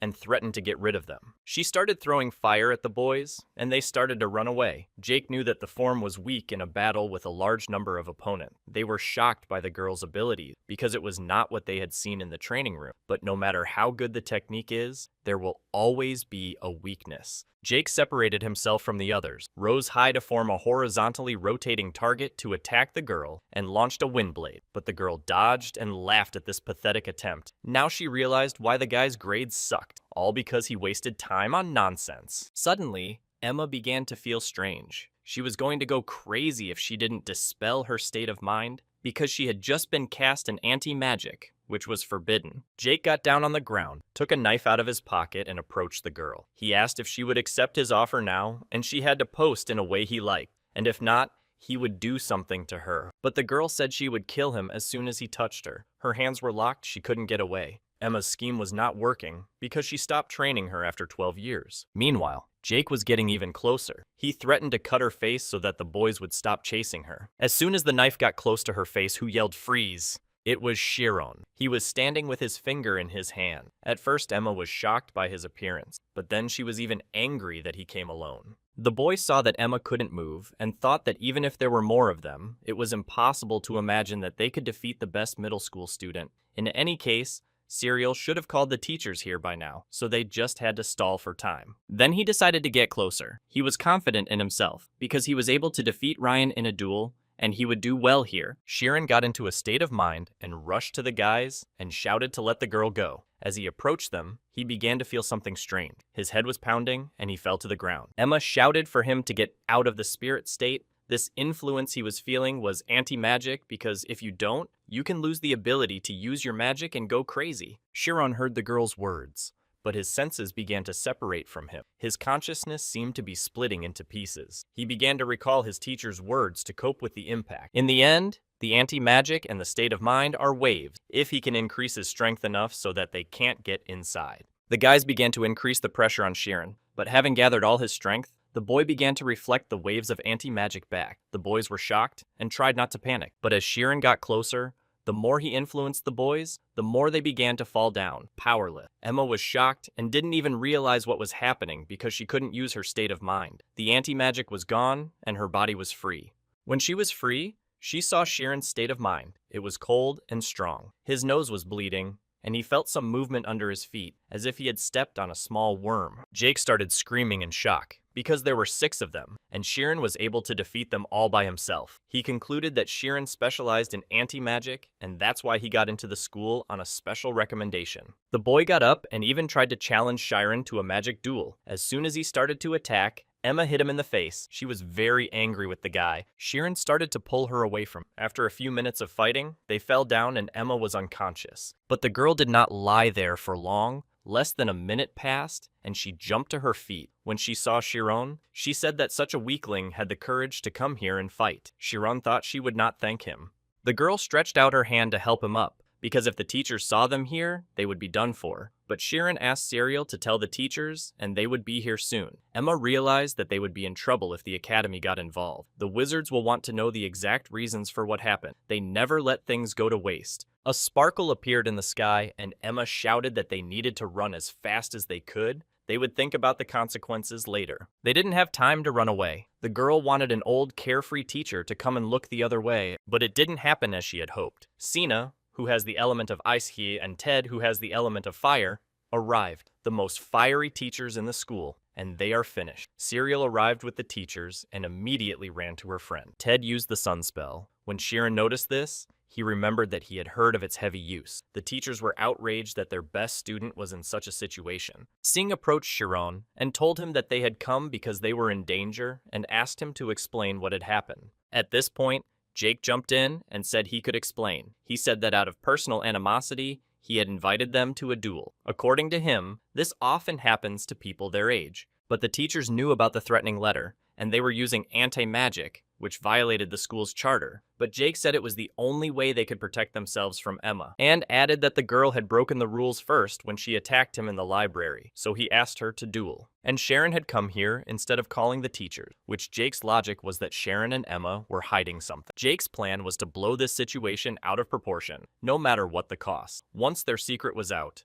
The local newspapers, national agencies, even the church would know. Zhang interrupted the boy's speech and emphasized that he had broken the rule. All of the above did not deny the fact that he and his friends had used anti-magic and broken the rules for using it to attack. They knew that Emmy's and Sharon's minds could be damaged, and they would probably say goodbye to their lives. And that's enough for expulsion. Ted said in the teacher's ear that the Artius house was a lifeline for the entire academy without their donation. But Sina interrupted her husband and said that it was the teacher's duty to guide students to the right path. And even if they couldn't do that, the academy would be better off without him. But Jake, realizing that his lies were not believed, decided to attack because he was sure that they would expel the teacher, but not him. His family is rich, so everyone would bow down to him. He advised the teacher to take the chance and make sure she understood how the world worked. Sina was outraged by the boy's self-confidence. She sent 1,000 icicles of ice at him. Shironu was surprised. The teacher did not even touch his clothes. It means that she controls the smallest details of the spell, which is why she is called a genius of ice magic. Jake has long been harming students, but the academy has turned a blind eye, not punishing him for his actions. The academy is not a place where they are taught for money. On the contrary, it teaches what money can't buy, to become a sorcerer, because that's why he's come a long way, and now he's destroying the precious memories of this place with his own hands. Jake and the other dark wizards repented and dreamed of becoming wizards again, but that happened much later. And now, as soon as their wounds are healed, they will go to the punishment room to pay for their deeds. In the end, the inevitable happened. And meanwhile, Sharon and Emma were in the detention room. Teacher Ted asked Sharon why he didn't tell them right away, because he should have told the teachers about the situation in the first place. But instead, he went to rescue the more skillful senior student himself. The teacher asked him to explain his action. As soon as the thought of telling the truth crossed Sharon's mind, Emma said that he was her boyfriend. Everyone present was shocked. The next day, Serial was telling the girls how Sharon had romantically rescued Emma on a white horse. The girl was very angry with her friend for spreading rumors, but because of him, no more guys would stick to Emma, so she forgave her. Let's go back to the day of the incident. Emma explained to teacher Ted that she had seen Sharon before, when they were children. The fact that she met him at the University of Magic was fate, and that's why she started dating him. The next day, Emma and her friend were having lunch. Serial asked her friend about her relationship with Sharon, but they decided to focus on their studies. Emma thought that she didn't have time to pretend to be in a fake love affair, and that Sharon needed to have a normal school life. He was doing well, and she didn't like him. After lunch, they met by chance with Sharon. She asked him to call her informally in private because they were closer than just high school friends. Then they went to class. Sitting down in his seat, he heard someone say that he got into the academy because of his pretty face and wasted time dating instead of studying, and that's why he still can't use magic. 2 days ago, rumors began to spread that Sharon couldn't cast magic, that he was the last in his class, that he was the son of wealthy parents and had never lifted anything heavier than a spoon in his life. When he came into the classroom, everyone was silent, and when he sat down at his desk, the student who was sitting there would leave before he sat down to take another seat, which made Sharon sad. He didn't even have to ask why. They were talking so loudly, as if they wanted him to hear them. Emma could get hurt because of him. In the practice of the state of mind for each class, Sharon felt that the touches of his state of mind were annoying to those present. Atella approached him and asked about his progress. It was difficult for Sharon to avoid the form of evasion. When he tries to determine the state of mind from the body, it seems as if his consciousness is following him. But it was meant to be that way, because he is a convergent type who follows his nature, which is why his mind gathers in the form of a sphere. This type does not go well with the evasion form and requires additional manipulation. Sharon had no problems with the other form, and the teacher suggested demonstrating them in the visible area. Atella saw that Sharon did not like this idea and said that it was not necessary to do it now, but he was the only 7th grader who could do all the forms, and she wanted to see it. The teacher remembered that the boy had expressed a desire to use the visible area on the first day, but now he didn't want to. She realized that she was afraid of the reaction of the other students. But still, Sharon wanted to show his skills and went to the middle of the class in a visible form. Sharon began to demonstrate the shapes one by one. The ability to change shapes is one of the conditions for moving to the next grade, and if Sharon manages to do this, he will stay away from the 7th grade and change his position. Atella watched him and thought that the boy knew the basics and could change forms faster than a 6th grader. There will be no problems with his transition to the next grade. The last form Shirin showed was the evasion form. He had never succeeded in it and did not want to demonstrate it in front of everyone. But for the sake of the teacher's instructions, he was ready to show his failure. The key point is that he needs to move to the center of his state of mind before it shrinks and disappears. Just like during practice, when the state is close to him, he can move it, but as soon as it separates, it seems as if his subconscious mind goes after. Shirin also felt the thoughts and whispers of the students. They were unpleasant and demotivated him. He didn't understand why people enjoyed other people's failures, why they all wanted him to fail so badly. But Shirin remembered that he had come here to become a magician. Meanwhile, Teacher Sina was reading Teacher Ted's report on the incident. She reasoned that he was resisting her with a common form of defense. Anti-magic is so dangerous that even a specialist needs an artifact as an intermediary. It is as dangerous as it is difficult. But it's like Chiron managed to defeat them. He has more mental strength than the other students. Her reflections are shared with Atella, who came over after school. They sat down to tea, and the teacher told Shin that thanks to the visible zone, she was able to see the shape of the slope. It lasted about 4 seconds, which was impressive. A few days later, in the 7th grade, Xing's teacher was teaching a chemistry class. She ended the class early and said that she had an important announcement, that it had been decided to transfer Shirin to the 5th grade early and that he would join the new class tomorrow. Suddenly, one of the students jumped out of her seat and shouted that she was against the decision. Then other students started to join in the protest, because how can a student who doesn't know how to use spells be transferred to the next grade?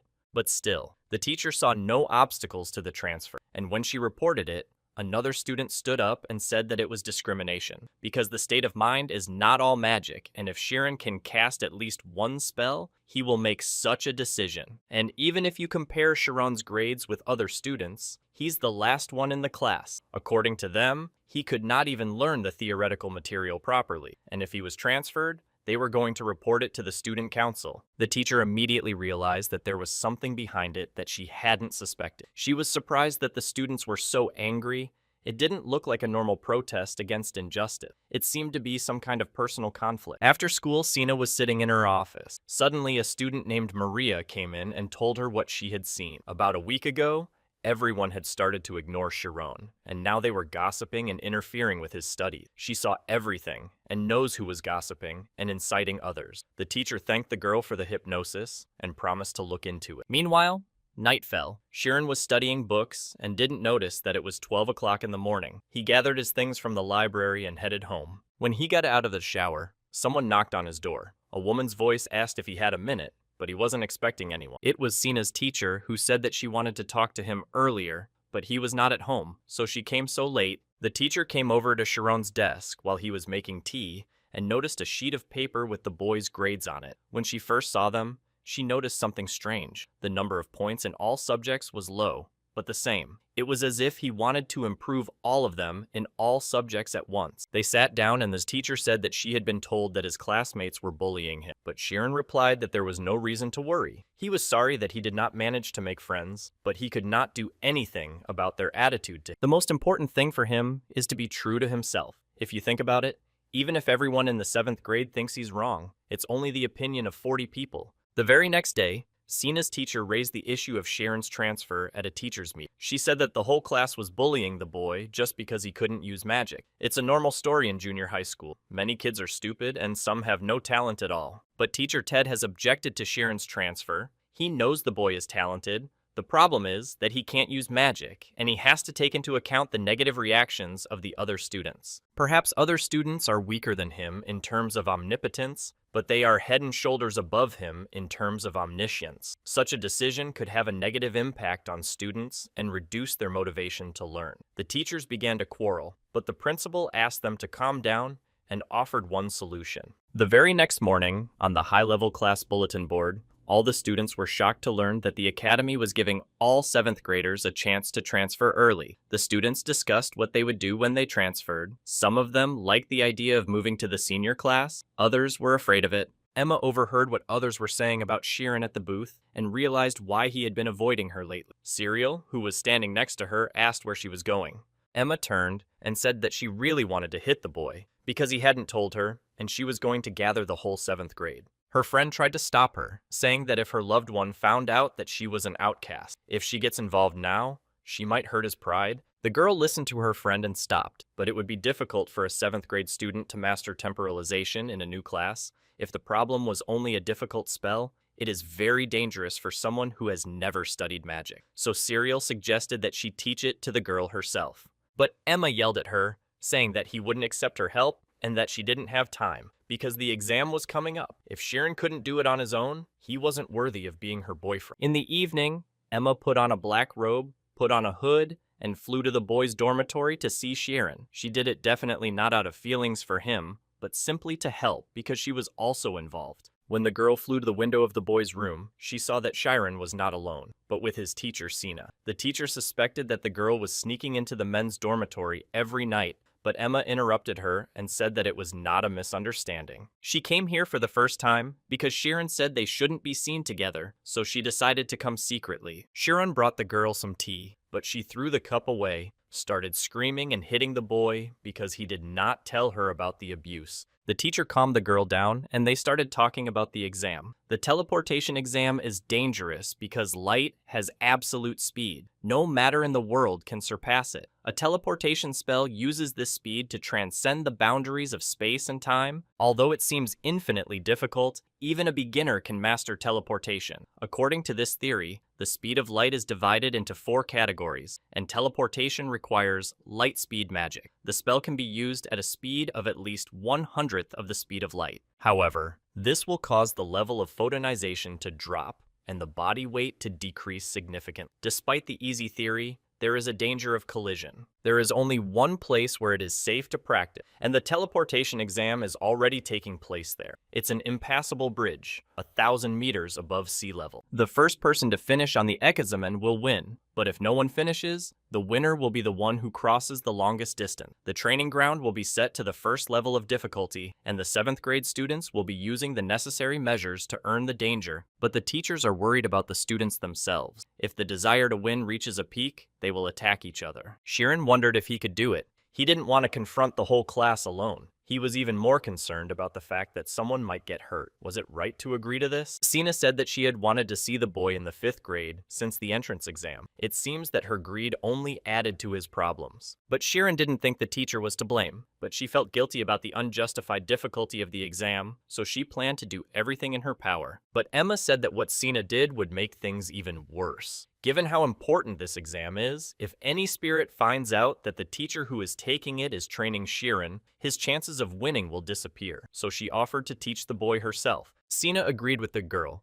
but remembered that she wanted to take the exam in the final year, so she would not have time to teach Shirin. Let's move on to the final year. Everyone envies students who are recommended by professional wizards. The graduates are considered pre-professional, and because they attend a respected institution, they are featured in the journals of the Royal Academy of Magic. However, as soon as you step into the classroom, you can forget about school leisure. All that awaits you are endless competitions and hellishly hard training. From the very beginning, Emma wanted to get there before all her classmates. Shirin asked if it was too early for their age. The girl thought it was all his fault because he was making very fast progress, and the only place he could go was to the graduation class. In general, Emma promised to help Shirin, even though she was busy, but still Sina's teacher insisted that she should take care of the preparation. Each insisted on their own way, and after 5 minutes of hypocritical bickering, Emma turned to Shirin and asked him to choose between her and the teacher. Unexpectedly for everyone, the boy said that he would rather do everything himself. He didn't realize what he was in for. Everyone hires expensive tutors to master the spell, and all his classmates are against it. Emma argued that this is something that can't be learned on your own. Shirin replied that this was one of the reasons why Emma was going to move to the final year early, because she could not sit idly by knowing what the future held. For the boy, 5th grade is a step towards becoming a wizard. He asked Sina to believe in him. Shirin could not say that he would pass, but he would do everything not to regret his decision. The teacher accepted the boy's decision. Sina had to leave. This time, she turned a blind eye to the fact that she had broken into the men's dormitory through the window, but there would be consequences next time. Emma and Sheeran were uncomfortable alone, and the girl hurried to leave. But before she did, she asked the guy why he didn't tell her that someone was hurting him, because it was not just his problem. Sheeran answered that he didn't want to distance himself from the girl, because when he came to the academy and saw her name on the first place, he immediately wanted to try his best to catch up with her, but he didn't even expect things to turn out like this. The relationship between them is already strange, and if he said he was being bullied, it would have become even stranger. But Emma didn't believe what he said. She thought it was strange that he kept calling her a high school girl with a sweet smile, but he was trying to get close to her from behind like a coward. If he really wanted to surpass her, he should have stopped calling her a high school girl, faced her face to face on equal terms. But if he couldn't keep up with her, he would call her a high school girl for the rest of his life. The girl flew out the window, and the boy was left alone. He realized that Emma would not help him, but he is sure that the offenders are watching his every move. He will have to achieve everything on his own. There is 1 month left before the exam. The next day, after class, all the students were discussing their preparations for the exam. In the meantime, Sheeran had collected a bunch of books for self-study, but the problem of implementation remained. The environment that a wizard faces in real life is constantly changing. For a teleportation spell, information about the area is vital. As the position changes, the amount of omnipotence and light will need to be adjusted. But this calculation works only for 10 to 12 square meters. Studying the theory was difficult for Sheeran, but he was sure that he was not given an impossible task. Even Sina's teacher had said that teleportation was easy enough to learn, but what if he failed to master it because he had never studied magic? The 7th grade students would surely be able to do it. They've been taught since they were young and hired the most expensive tutors to hone their skills. Meanwhile, Slider Mark, Sheeran's classmate, was practicing and was getting good at teleportation. The tutor told him that teleportation could not be perfected in just a month, but if he quickly studied the materials necessary for the test and devoted the rest of the time to practice, he would surely pass the exam. He told his servant to keep an eye on Sheeran. Let us return to Sheeran. As he read the books, he reflected that he had done all he could. He had spent a lot of time trying to understand omnipotence and memorized every obligatory theory. And although he was unsure of himself, time was running out. It was already evening, so Sheeran went to the training ground to try and practice. He hoped that the spell would activate at the time he expected it to. First of all, it is necessary to reproduce the theory of photonization in the state of mind. The person who is between omnipotence and omniscience is none other than him. One has to erase oneself between them. When a sorcerer focuses, his mind becomes so sensual that he feels everything around him. It is said that great sorcerers are even able to count the number of leaves on trees from afar. This is the excessive sensuality of the mental state, a state of mind. The sorcerer in this state sees the outside world using supernatural potential and, as a result, can control reality. There are 9 days left until the showdown. Many days of grueling training are behind him. Sheeran's face was covered in wounds. His first experience with teleportation had failed, and he had no choice but to take a chance to correct his mistakes. Sheeran trained diligently every day, but he couldn't perfect his skills. Tomorrow is the showdown, and as soon as he fixes one mistake, another one appears. There was no time to make any more changes. It had to work as it was. Sheeran gathered his thoughts and tried to teleport, but fell down in a second. Lying on the floor, he tried to gather his thoughts and get up, but fell asleep. Morning came. A tutor came to Mark Slider's room and asked how he was feeling, but the boy was sure that today he would go to the 5th grade. After talking to the man, Mark went to the classroom where he met Maria. Maria was surprised to see the boy there, because he was supposed to be at the training ground. Mark was also surprised that the girl was not going to the exam, because they had the same grades. The girl wished the boy good luck at the exam and wanted to go into the classroom, but he held the door with his hands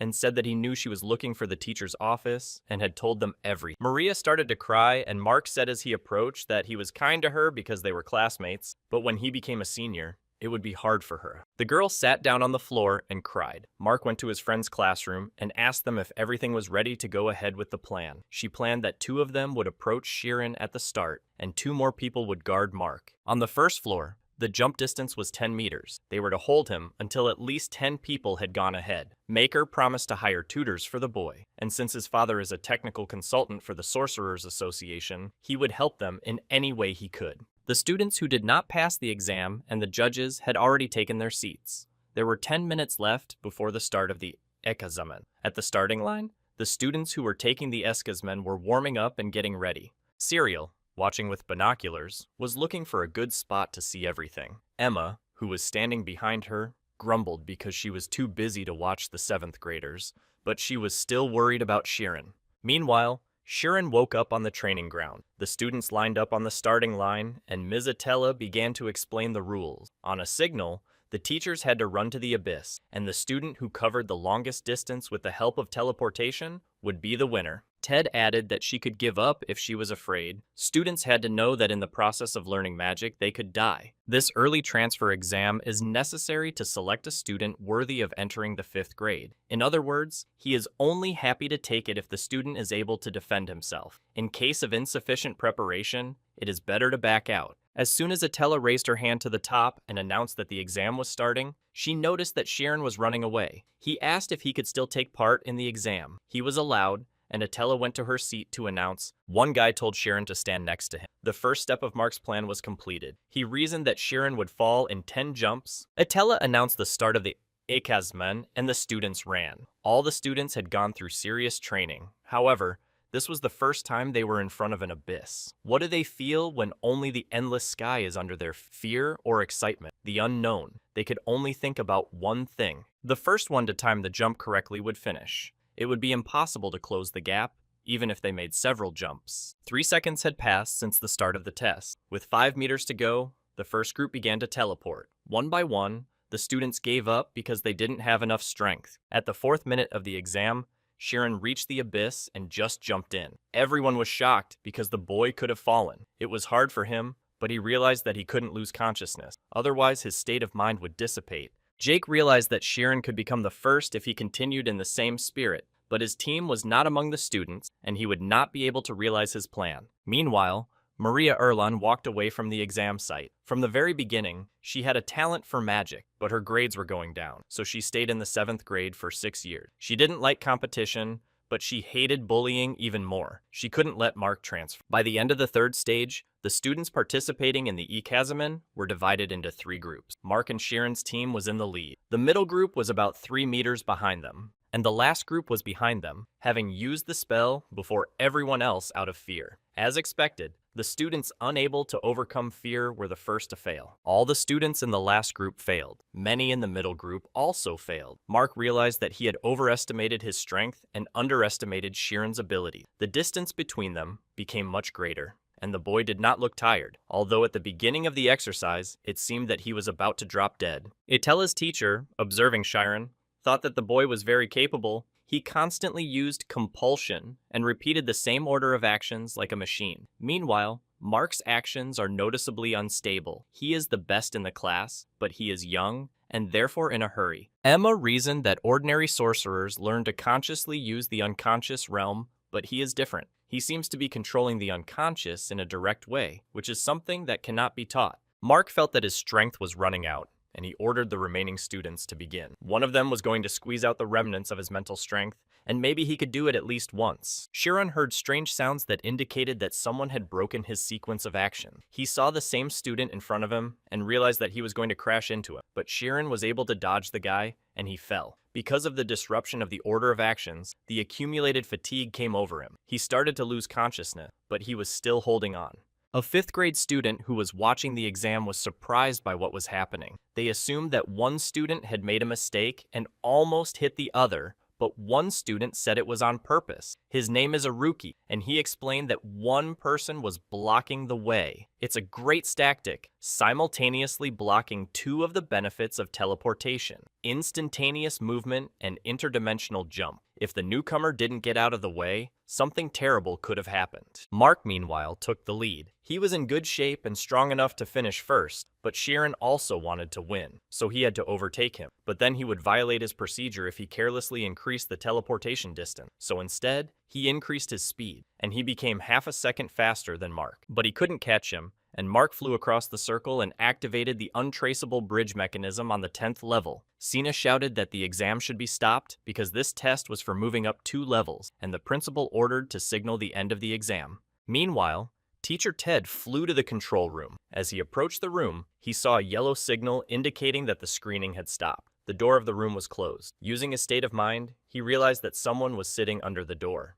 He ordered the door to be opened immediately and threatened to blow it up. In response, he heard a familiar voice, which he was satisfied with, because no one would notice if she disappeared. It was Maria. She told Ted that if Mark transferred, she would be in hell again, so the plan was fine with her. The teacher said that the elevator had been stopped and that if she didn't want to, she didn't have to open the door. Meanwhile, Mark was outraged by the termination of the examen because he was close to winning. He really wanted to win so that she would not give up. He might not get another chance to get rid of Chiron. And the boys went to the maze. The teachers were shocked because it was more than dangerous. If you act rashly because you are blinded by greed, it is impossible to find the right way in this maze. Chiron realized that the speed of the trap was very high. He had no time to prevent one and calculate the next. At this rate, he would waste all his mental strength. Mark was only interested in who would win, because after such a prank, they would be expelled anyway. But if he could impress them, his skills would be recognized. Let's get back to Maria. She cried and told the teacher that she did everything she was told. But the academy only recognizes talented students, and ordinary ones like her are not. Ted told the girl that when she first got to the academy, he was in the graduating class. He was always the last one. In the 5th grade, he was stuck for 5 years and began to get angry at his friends for moving on easily. One day, the principal scolded him severely. Back to the story. Mark reached a place where the path was blocked. He suddenly began to lose strength and started screaming to be rescued, and Chiron grabbed him by the collar so that he wouldn't fall. Chiron realized that these traps are a kind of maze, and to find the way out, you need to analyze the scheme from afar. So they climbed up. The trap followed them. Flying up the mountain did not help, so he decided to return. The students were shocked by Chiron's actions. Many thought he got into the academy through connections, not abilities. Unexpectedly for all the teachers, the principal ordered to continue the exam. All the responsibility was on him. Meanwhile, the trap looked and moved as if it were alive. Chiron could not foresee anything. The pattern of movements is very chaotic. Because he was trying to save Mark, his situation was getting worse. He realized that he needed to feel the whole instruction and at the same time focus on it. Chiron had done this before. It's like using a form of evasion. Watching this, the director reasoned that danger multiplies opportunity, but usually the limit is reached when you are satisfied with your achievement. However, with this guy, he felt neither satisfied nor thirsty. This sight shocked him. Chiron does not dwell on anything. He has no extraneous thoughts. The strength of his state of mind is close to 99.9%. He calculates his way through the trance. Atella has recognized his outstanding talent, but this time, he is in real danger. Moving on to Chiron, he thought the distance between the obstacles had become smaller. He couldn't cover these 10 meters with teleportation. Then he decided to split the teleportation into 1/10. He succeeded and reached the next trap. But he couldn't go straight through. The space was too narrow. The students were fascinated by Chiron's action because it seemed impossible, because light can only travel in a straight line. But it was simple. If you divide the circle into parts, you get an infinite straight line, and then you can split the teleportation distance into 1,000. It's not about calculations, it's about feeling. In other words, it's insight.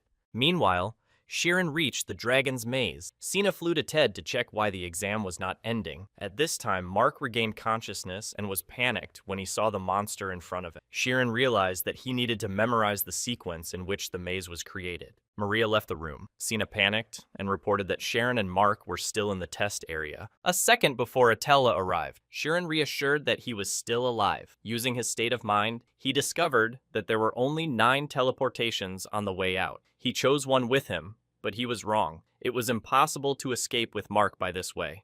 But suddenly Chiron got out, but after he came to, he couldn't remember anything. The students ran up to the boy and congratulated him on his transition to the 5th grade. Sina and Ted returned to the playground. The woman was upset that she had missed Chiron's passing, but there was still an important question. They crossed the finish line at the same time, so they needed confirmation. She asked the director to announce the winner, but the director was in his own mind. He couldn't believe that Chiron had managed to show them such a bright light. The light of the Milch family. Ted thought that this nickname was given to the man who had redefined the photon and was even awarded the Golden Circle by the Emperor. However, because of his outstanding talent, Chiron had a spark of greed for just a second. The director indulged in memories of the past when he saw the talented boy. He envied his innocent desire for magic, and he said that only one person would be considered to have passed the exam, but he also admired everyone who took part in it. May the bravery they have shown today become a driving force and lead the world into the future. The person who passed the exam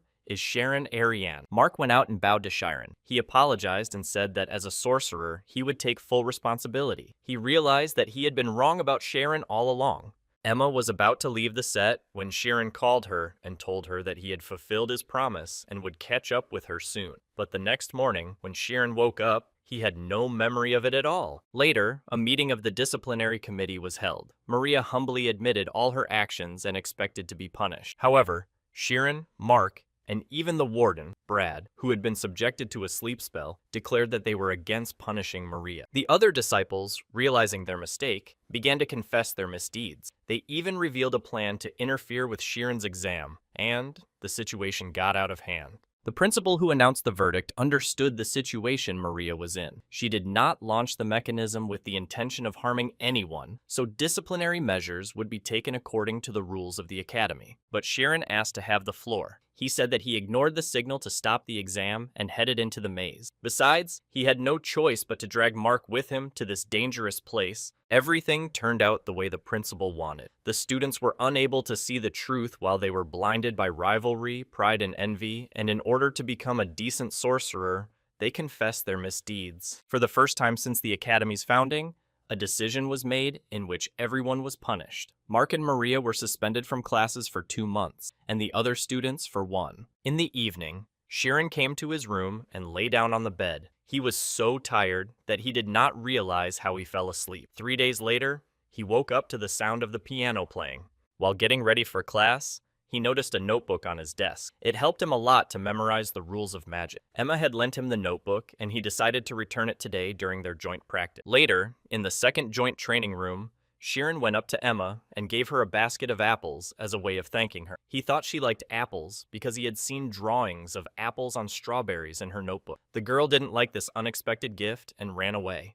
After what happened, Emma passed the exam to be promoted to the senior class with flying colors, but it seems that a problem has arisen in her smart head that has no solution. A month has passed. The 7th grade students who returned from a month-long suspension each time they had a class together took Shirin's seat as if he were the dreaded senior. When he had already taken his seat, Serial came up and asked to sit next to him. They started talking, and the girl said that she was going to be like Emma and go to the senior class. She was going to graduate and live a normal life, but Shirin and Emma had inspired her. She decided she didn't want to waste her youth on that, and Emma seemed to have decided to become a soldier. Shirin was shocked to hear this, because if there is a war, all wizards should take part in it, because it is their duty. That's why students are encouraged and supported in various ways. Emma's specialty is using magic against single targets. Obviously, she will be involved in reconnaissance operations. Starting from the 5th grade, it is worth thinking about working as a wizard. If a student is good at something, it will be a huge concrete advantage. Serial left, and the boy was thinking. His thoughts were interrupted by a guy named Nade, a friend to whom Shirin is grateful. He is the only one who talks to him despite his shyness, and although he has average grades,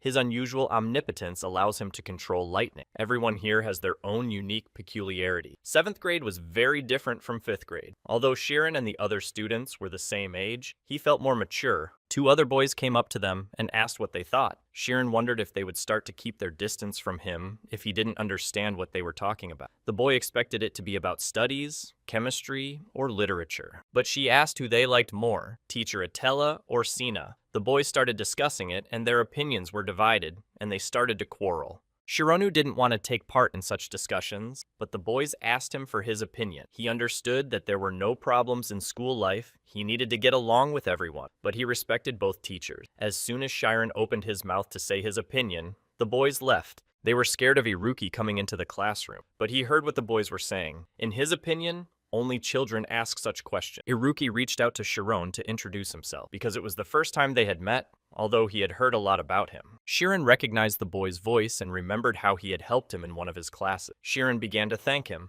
because he had successfully used the evasion form with his support.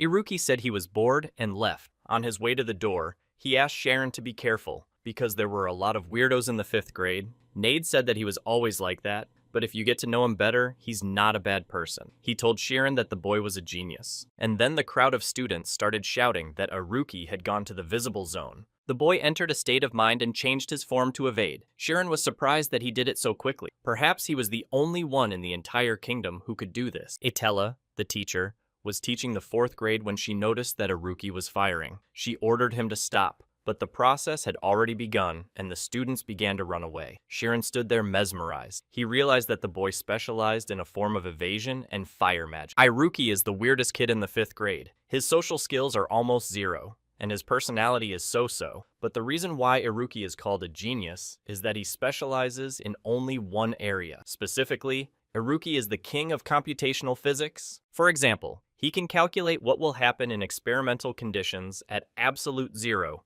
or temperatures above 100 million degrees, or determine any date in 40,000 years in a minute. However, in other areas, he was challenged and asked why he did not study other subjects. In his mind, everything could be explained by numbers, even literature. For example, a face reddened with anger is a poetic expression that can be explained by a simple chemical process inside the body. If the balance between the brain and autonomic nerves is disturbed by stress, blood pressure begins to fluctuate and the pulse becomes irregular. The teacher was already furious after the boy's behavior and simply threw him out.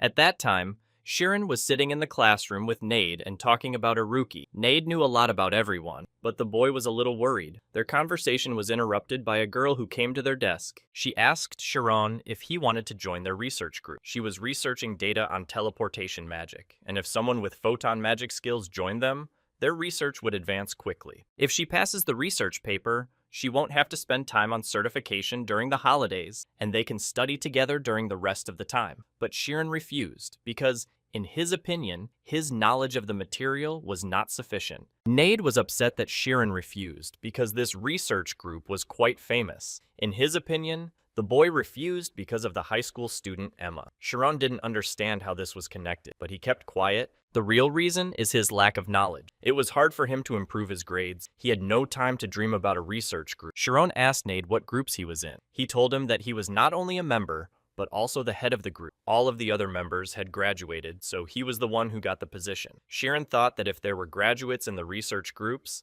then it must be more solid than the others. Nade invited her to see their lab, and after class they went there. It seemed to him that Shirin was not interested in research, but he agreed. After a while, they got to the lab. This is the magical Ida storeroom. It contains all the teaching aids of the academy. It is a modern storeroom. You put your belongings in a cell, and they will move to the room you need on their own. She went inside. The guy kept saying that Shirin would be surprised by what was inside. He told us that they use everything inside, and every time someone finds the item they are looking for, the structure of the storage room changes. In other words, no one would find it here. They came to a door that read, Community for the Study of Supernatural Psychic Sciences. Shirin was surprised, because he did not know that the academy studied mysticism. Nade went on to say that they study spirits and ghosts, the afterlife, aliens, hell, gods, and all that. When they entered the room, they saw Iruki writing something on a big shocker. Their group has a bad reputation, so they can't reveal the names of the members, which is why Nade didn't tell Shirin about him. Iruki approached Shirin and said hello, and then whether the atoms would still remain if you destroyed the substance. Shirin replied that a huge amount of latent energy would be released. Iruki shook hands again and praised the boy for the correct answer. There's a lot of latent energy inside, so much that it could destroy an entire city and then people could get hurt. Shirin remembered that the director had told them that they were sorcerers who had to think about the impact of their magic on the world. And Iruki thinks that it's okay to sacrifice innocence for the sake of his desire to satisfy his mental needs. The boy was already very angry at Iruki's words, because he believed that others did not care if you were a genius. In Shirin's opinion, it's better to be an idiot than a genius who puts people in danger. But Iruki continued to irritate the boy, and said that a bunch of geniuses lead a crowd of idiots. History confirms this. What he hated most was idealism. Shirin was very angry and left. Nade did not understand what had just happened. Iruki explained that he had deliberately provoked the boy because he considered him a rival. During the teleportation exam, Shirin thought very fast because he was in the maze of Vola. This is impossible without splitting time. At that moment, he had to achieve a time split of 10,000ths of a second. This is the mystery of insight. It is more precise than knowledge and faster than effort. You can't beat the speed of clairvoyance by conscious calculation. He was going to find out with a rapid-fire test. The next day, Shirin was in class. The students in the class said that the test was 2 weeks away. During the test, you need to use active magic, hit targets, and earn points. Those who do not have an attack type spell, such as healing or support wizards, can also participate. All you need to do is get rid of the targets that appeared in one stage to move on to the next. All you need to do is hit the target quickly and accurately. However, Shiron did not know how to control active magic, so he went to the teacher Sina. To use omniscience level magic, you need at least 60 points. Teacher Sina praised him for his diligent study of chemistry. She wasn't teasing, he really understood the material perfectly, and was using all of it at the same time, a field in which only a partial knowledge is used. Teleportation magic, which arises from the theory of photonization, is a passive magic that turns a body into photon. That's why Shiron didn't even think about it.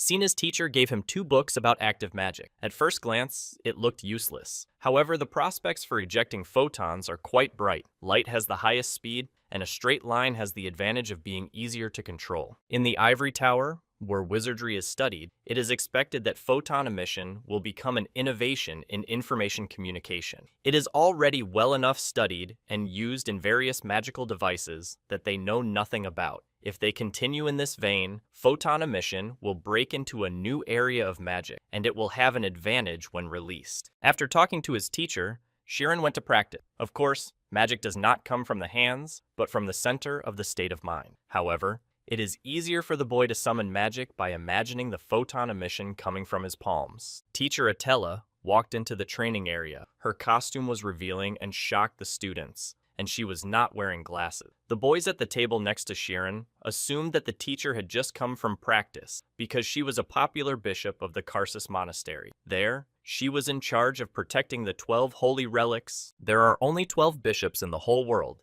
and one of them is Teacher Atella. She received the title of Jonah from the kingdom, thanks to her mental power. The teacher announced that each class would have a similar practical lesson as the one just finished. Today they will learn a technique that will increase omnipotence. She brought a student from the graduation class to demonstrate, the spiritual and verbal sorcerer, Samuel. A young man with long blonde hair walked into the classroom and said he was only here to help the students. Samuel specializes in Kododama magic. It is closely related to the topic of today's lesson, so the teacher asked the students to concentrate and watch carefully. The boy came to the center of the playground and said that Kododama magic uses power to strengthen spells, and then he began to demonstrate ordinary hurricane magic. After the hurricane magic demonstration, Samuel asked us to remember this magic power because he was going to strengthen the magic with Kododama and set a spell. Wild Mother Earth, I wish to borrow your power. Please take my hand. Looking at everything from the heavens, I put the history of several generations into a single moment. The temple of nature lives in my heart. I put the will of the sorcerer into that land, singing songs full of praise and glorification. An ashen flash can set something on fire, and a hot wind can cause a hurricane. Bound in spirit to the body, we are drawn to us. A sorcerer is not afraid of the power of a lion. With the sun-bearing ocean and the ocean-bearing earth, with the earth-bearing wind, and with the wind of 100 million years, I will achieve boundless devotion. The students were already getting bored with this long spell, but Samuel doesn't just recite standard spells, he puts his will into them. Of course, he doesn't just recite them, he says them word by word, with an understanding of their value in reflecting his desire. It is these words that enhance the magic. This is the principle of Kododama magic. But the process is quite long and cannot be used in battle. Therefore, Samuel was going to show what is called a supersonic technique. Reciting the long spell again, he showed incredible power. When the boy finished, Shiron thought that a wizard graduating from the academy was given an uncertified 10th rank. He couldn't even imagine how strong the teacher Atella, who was a certified 6th rank wizard, was. Samuel left, and the teacher began to tell him that the students would not need to use the Kododama technique, and she specialized in it. Instead, they would learn a technique called sequence. It will increase omnipotence by concentrating on counting numbers. Numbers are symbols of the following basis, so they are in perfect harmony with the state of mind. Of course, she will not just count them, but, as in Kododama magic, put meaning into them. She went into the visible zone to show by example, strengthen the state of mind with the help of a sequence, and will call a numerical sequence corresponding to the number 10. Atella's state of mind quadrupled just because of this technique. If in Kododama magic you need to visualize the spoken words, then in the sequence technique you need to think. The faster you count, the stronger your state of mind becomes. It will not increase, but strength, accuracy, and precision, all abilities are enhanced. Of course, the sequence is not omnipotent. If you don't have enough mental strength, this technique will not be effective. Shiron realized that thanks to this, he could form photons. All the students began to focus and practice. Shiron managed to count up to 1,000 per minute. It turned out that counting without doing anything was harder than it seemed. If he hadn't practiced the concept in class, he wouldn't have succeeded. During teleportation, Chiron used a technique that allowed him to feel the heavy counting. Then, with consistency, he could divide the numbers into hundreds and count them all at once in about 10 seconds. As a result, he managed to launch a photon into a tree. Yahello was surprised that Chiron had already learned active magic. She approached the boy and asked him to practice in the visible zone. He went into the zone, closed his eyes, and began to strengthen his state of mind with the help of a sequence. Thanks to the fact that the speed of the shot is close to the speed of light, it seemed as if he was aiming and firing at the same time. Combining numbers into large groups and counting them off is a modularity technique used in information magic. Perhaps he learned this skill on the bridge that cannot be crossed. Nod told Iruki that Chiron hadn't been able to do it before, but once he figured it out, he scored 342 points, but Iruki wasn't impressed. He raised his hand and said that he wanted to try as well. Chiron doesn't like Iruki's way of thinking, but it's still interesting. The guy was doing well, and it was clear that he would beat Chiron's score, but he knew that the guy was really strong. Looking closely,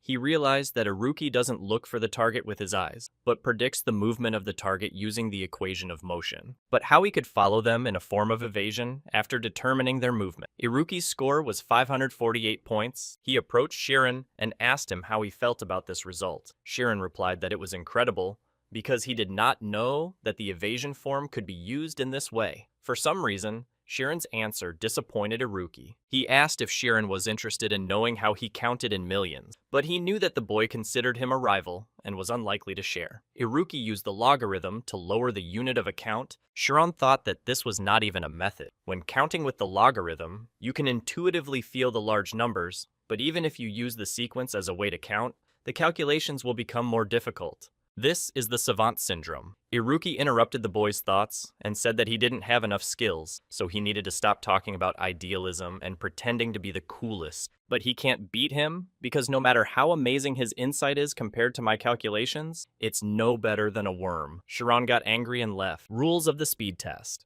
The final result is determined by the number of targets hit. The test is given 1 minute. The number of targets increases with each level, even if there is only one target left. You cannot move to the next stage. In addition, the higher the level, the faster the targets are called. You can't summon new targets without destroying the old ones, which will also affect the result. The next day, the results of the speed shooting test were released. The average score is about 400, and so far, no one has scored more than 700. Chiron reasoned that, assuming he never missed, he needed to reach the 30th level in a minute to get that score. And to do that, he had to complete each stage in 5 seconds. The training began, and in the visible zone, Chiron scored 567 points. He was very happy because he had achieved a higher score than Iruki. But Iruki entered the visible zone right after him and scored 568 points. The difference with Chiron's score was only 1 point. This difference was not a coincidence. Over the next few days, Iruki consistently scored 1 point higher than Chiron. The meaning of the 1 point difference became obvious. To beat him by a point, you had to calculate carefully from the first level. This meant that even if he didn't do his best, it was not difficult for him to beat someone like Chiron. The next day in class, the students discussed the match between Chiron and Iruki. Everyone was wondering what kind of maximum score Iruki could achieve. Chiron was confused because the boy hadn't shown his worth, and he always gives his best every time. The boy's thoughts were interrupted by Nade, who came over and said that he believed in him, and although Nade realized that it was hard for Chiron, they, as spectators, had a lot of fun. Everyone was very interested in whether they could beat the best result. Chiron didn't know who scored the highest score and didn't even think about it. Nade was surprised that he didn't know about his girlfriend's score, because Emma had the best score. She scored 987 points. Meanwhile, Emma and Serial finally met. Emma gave her friend the materials she had asked for because she wanted to move on to the final year. But there was no reason to worry, because even though the class was called the senior class, it was no different from the top of the 4th grade. Emma asked how Chiron was doing, and her friend told her about what was happening between him and Iruki. Emma remembered that Iruki had been hitting on her as well. He pretends not to understand the emotions of other people, but in fact uses them to further provoke and win. Later, in the visible zone, Chiron took another trial exam. He could only score 700 points and was very exhausted. The students were shocked because they had never had such a result in the 5th grade. After that, he went to the visible zone of Iruki, and he again scored 1 point more than Chiron. The boy completely lost confidence in himself. He could not win. The class ended and Shirin went to his room. The exam would be after the weekend and he had only 3 days. He was sure that in that time, he would not be able to find another way to beat Iruki. He tried to practice. Shirin wanted to understand what the reason was. Maybe he had lost his sense of reality because he had been in the academy for aristocrats for so long. In fact, Iruki was not mistaken in his words. Sesshomaru wouldn't listen to someone who didn't have the power to surpass Iruki. There was no other way but to go beyond numbers. He tried not to think, because if he was lost in his thoughts, he would not be able to see the big picture. The numbers ended and the floor began to crumble. He was sure he was counting numbers.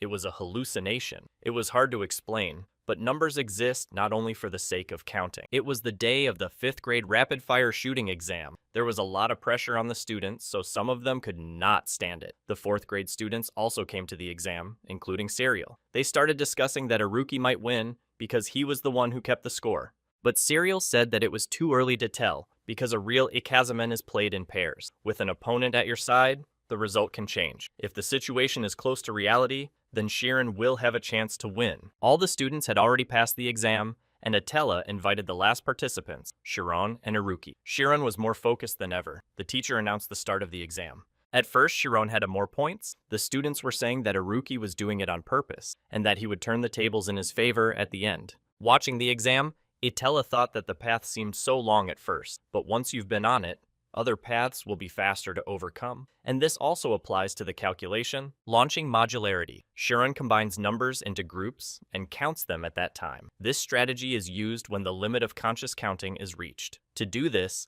he must enter a state of hyperfocus before starting the ikazumen. However, if he does so, he will miss at least one matrix and the entire sequence will collapse. Iruki watched Shirin's actions and thought it was a kind of mental doping. He changed the order of counting, which means he is trying his best. Iruki's score began to increase dramatically. The students couldn't figure out whether Iruki had gotten faster or Shiron had gotten slower. One 4th grade student noticed that Iruki's state of mind had a strange after-image. An after-image is a phenomenon of visual perception in which, after a long visual fixation on an object, a person continues to see its final trace. But Serial realized that this was not an after-image. He had 2 states of mind. A unique feature of the form of evasion is a divided mind. Moreover, he is simultaneously running 2 sequences and using logarithm. He may have savant syndrome, but it is a very rare ability. Atella could not believe that this child was hiding such a skill. 15 seconds remained until the end of the screening. It was clear that Shirin would not be the first. He was determined to give it his all, but he couldn't show half of what Iruki was capable of. But he wondered if that was all he was capable of. Shirin was still afraid. He didn't know if he was allowed to go down this path, but he was going to go beyond the numbers. Iruki was confident because he believed that he was counting faster than Shirin, and if the boy did not speed up, he would not win. The ikazumen was over. Iruki was sure that he had won. He looked at Shiron and saw Serial come up to him and tell him that he had won. Other students began to come up and congratulate him. Iruki came up to the boy and congratulated him on his victory. All the students were surprised that the boy admitted his defeat. Afterwards, he admitted that Shirin was right when he said that life is more important than research. He had a request that from now on, Shirin should be responsible for. An explosion is just an amount of energy. It is impossible to control it, but if he succeeds, it will become an energy capable of saving 100,000 human lives. A new era begins, and it will begin to fight against the limitations of nature. Of course, Iruki had no faith in this benign idea. If he had said so from the beginning, there would have been no misunderstanding. Iruki was afraid that he would become an untamed force. He said that by defeating him, Shirin had proved the truth of his will, and that he was the only one who could stop him. The boys shook hands and agreed that Shirin would stop Iruki when the time came. When all the students had left, Atella called Shirin to her and asked him if he realized that he could leave. It was because of the zone he had entered. If you enter it again, you can stop being yourself. The space he plunged into is beyond numbers and is called infinite space. Sorcerers call it the function of immortality, and bishops call it nirvana. People can reach infinity. However, those who do so will become nothing. Behind the numbers in that place, he saw a huge emptiness, and this emptiness swallowed him up. Since he was there, he has seen it again and again in his dream, and this strange feeling that he began to experience from time to time. He consulted his teacher Atella, but they could not find any abnormalities in his body. and lately it seemed as if a ghost was hunting him. Shirin was sitting in Iruki and Nade's lab because she said it was a supernatural studies group. Iruki said that judging by his story and the speed of space, it was a number that no one on the continent could predict. For fun, we can assume that this place exists, and then it will be called outer space. Nade said he had heard of it before. 200 years ago, a criminal sentenced to death took part in an experiment on the transfer of consciousness. If the soul consists of matter, then it can probably be disassembled into its component parts using electricity. A sealed conductor. In other words, a person is placed in a metal box where an electric current is supplied. However, the experiments were stopped because of their inhumanity. The man sentenced to death survived and regained consciousness a month later, but he knew about the state of countries outside the continent where he had never been before and had never even heard of. The electricity had disconnected the consciousness, which became ionized and eventually caused electromagnetism. And the strange tingling sensation felt by the convict can be called supernatural. Iruki shouted that Shirin had seen space. Suppose his consciousness was ionized by electricity, and it caused a quantum phenomena. Then there's a chance he went beyond space and time. In the microscopic world, smaller than an electron, things happen that are beyond human understanding. The world is defined only by probability. It cannot be observed and measured at the same time. Let's say the weight of the soul is less than an electron, then the relationship with space will eventually break down and there will be an opportunity to feel outer space. This seems to be exactly the situation of Shirin, but this is just a hypothesis, and Shirin needs to admit that during the rapid fire exam, something went wrong with his photon emission, and after that, he started having nightmares every night. Teacher Atella had already told him that it was a function of immortality. Iruki said he had heard about it once from his father. It's the limit of mathematicians' dream, a function that can be the key to everything in this world. Of course, this is dangerous, because everything is nothing. Shirin decided that he was joining the community of supernatural psychic research. Nade was so excited about this because he really wanted to find out what exactly helped the guy win. And since there were now enough members, they could officially become a group again. But since the group had a bad reputation, Nade wanted to do everything without the teacher's knowledge. Despite Nade's hopes, the safest teacher, Sina, found out about everything when teacher Ted was collecting applications for joining research groups, and one sheet fell out of the pile of application. This particular sheet was the supernatural psychic research community, and she immediately went to Atella's teacher to tell her the news. Atella didn't immediately see anything wrong with the news, but Sina said that this group was a community of supernatural psychic researchers. Before they became teachers, this group was constantly causing trouble. It is worth mentioning the daily complaints from the parents of the students. Sina did not realize that Shirin chose this group because he is a promising student at the academy. At a time when he should be studying hard, he is doing this. Atella remembered that Nade was now the president of the academy. He is an honorable student. He has a good attitude towards his peers, so she thought there shouldn't be any problem. The current head of the Tormia Magic Association, Micah Gald, was the president of this group in the past. The next day, Shirin came to the boys to ask why they were not in class, but Iruki was always skipping class, and Nade said he wasn't feeling well. The room was a mess, but even though Shirin had cleaned it yesterday, he decided not to say anything about it and sat down with his books. Iruki approached Nade and asked if he had finished his invention, the invisibility cloak. When Shirin heard about the cloak, he jumped up from the table and shouted that he wanted to see it too. Let's go back to the conversation between Sina and Atella. They said that the problem was not only with Nada, but with the other participants as well. Iruki, the bastard who stays in the 5th grade and pretends to be stupid. Sina was outraged because if Shirin hangs out with this troublemaker Iruki, he will turn into the same person. He could become the worst bomb of magic. But Atella didn't think it was that critical. Meanwhile, Nade was showing the boys his homemade crafts. Shirin's attention was drawn to the invisibility cloak and the book that was in the box with the crafts. When the boy opened it, he saw pictures of girls from the academy and a lot of rumors about them. Something like an information booklet. It is not known who is conducting such research. Some shadowy group, since the notebook contains many entries about the graduating class, so most likely they are from the graduating class themselves. A community of researchers of supernatural psychic Neku is also called a shadow group. Groups such as the Dark Wizards are childish things. The problem is that the pranks played by the Academy's talented and intelligent students cross all boundaries. They are completely ignored by the Academy's investigation team. Teachers have left the community alone because they are no longer officially a group. Smart guys are trying to revive it. But Sina decided to take advantage of this and disband the community. Teacher Atella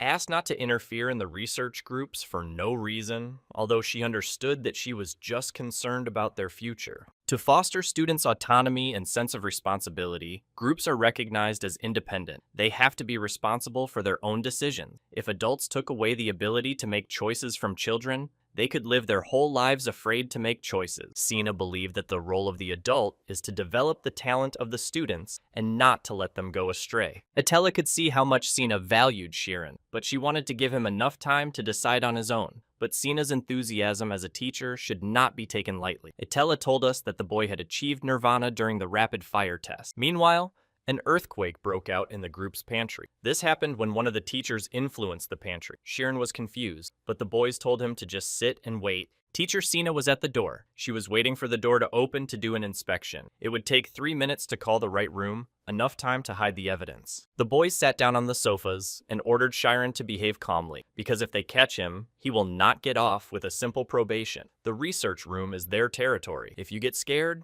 they're done for. Sina entered the room and sat down in a chair. Looking at the boys, she thought that the research groups are autonomous.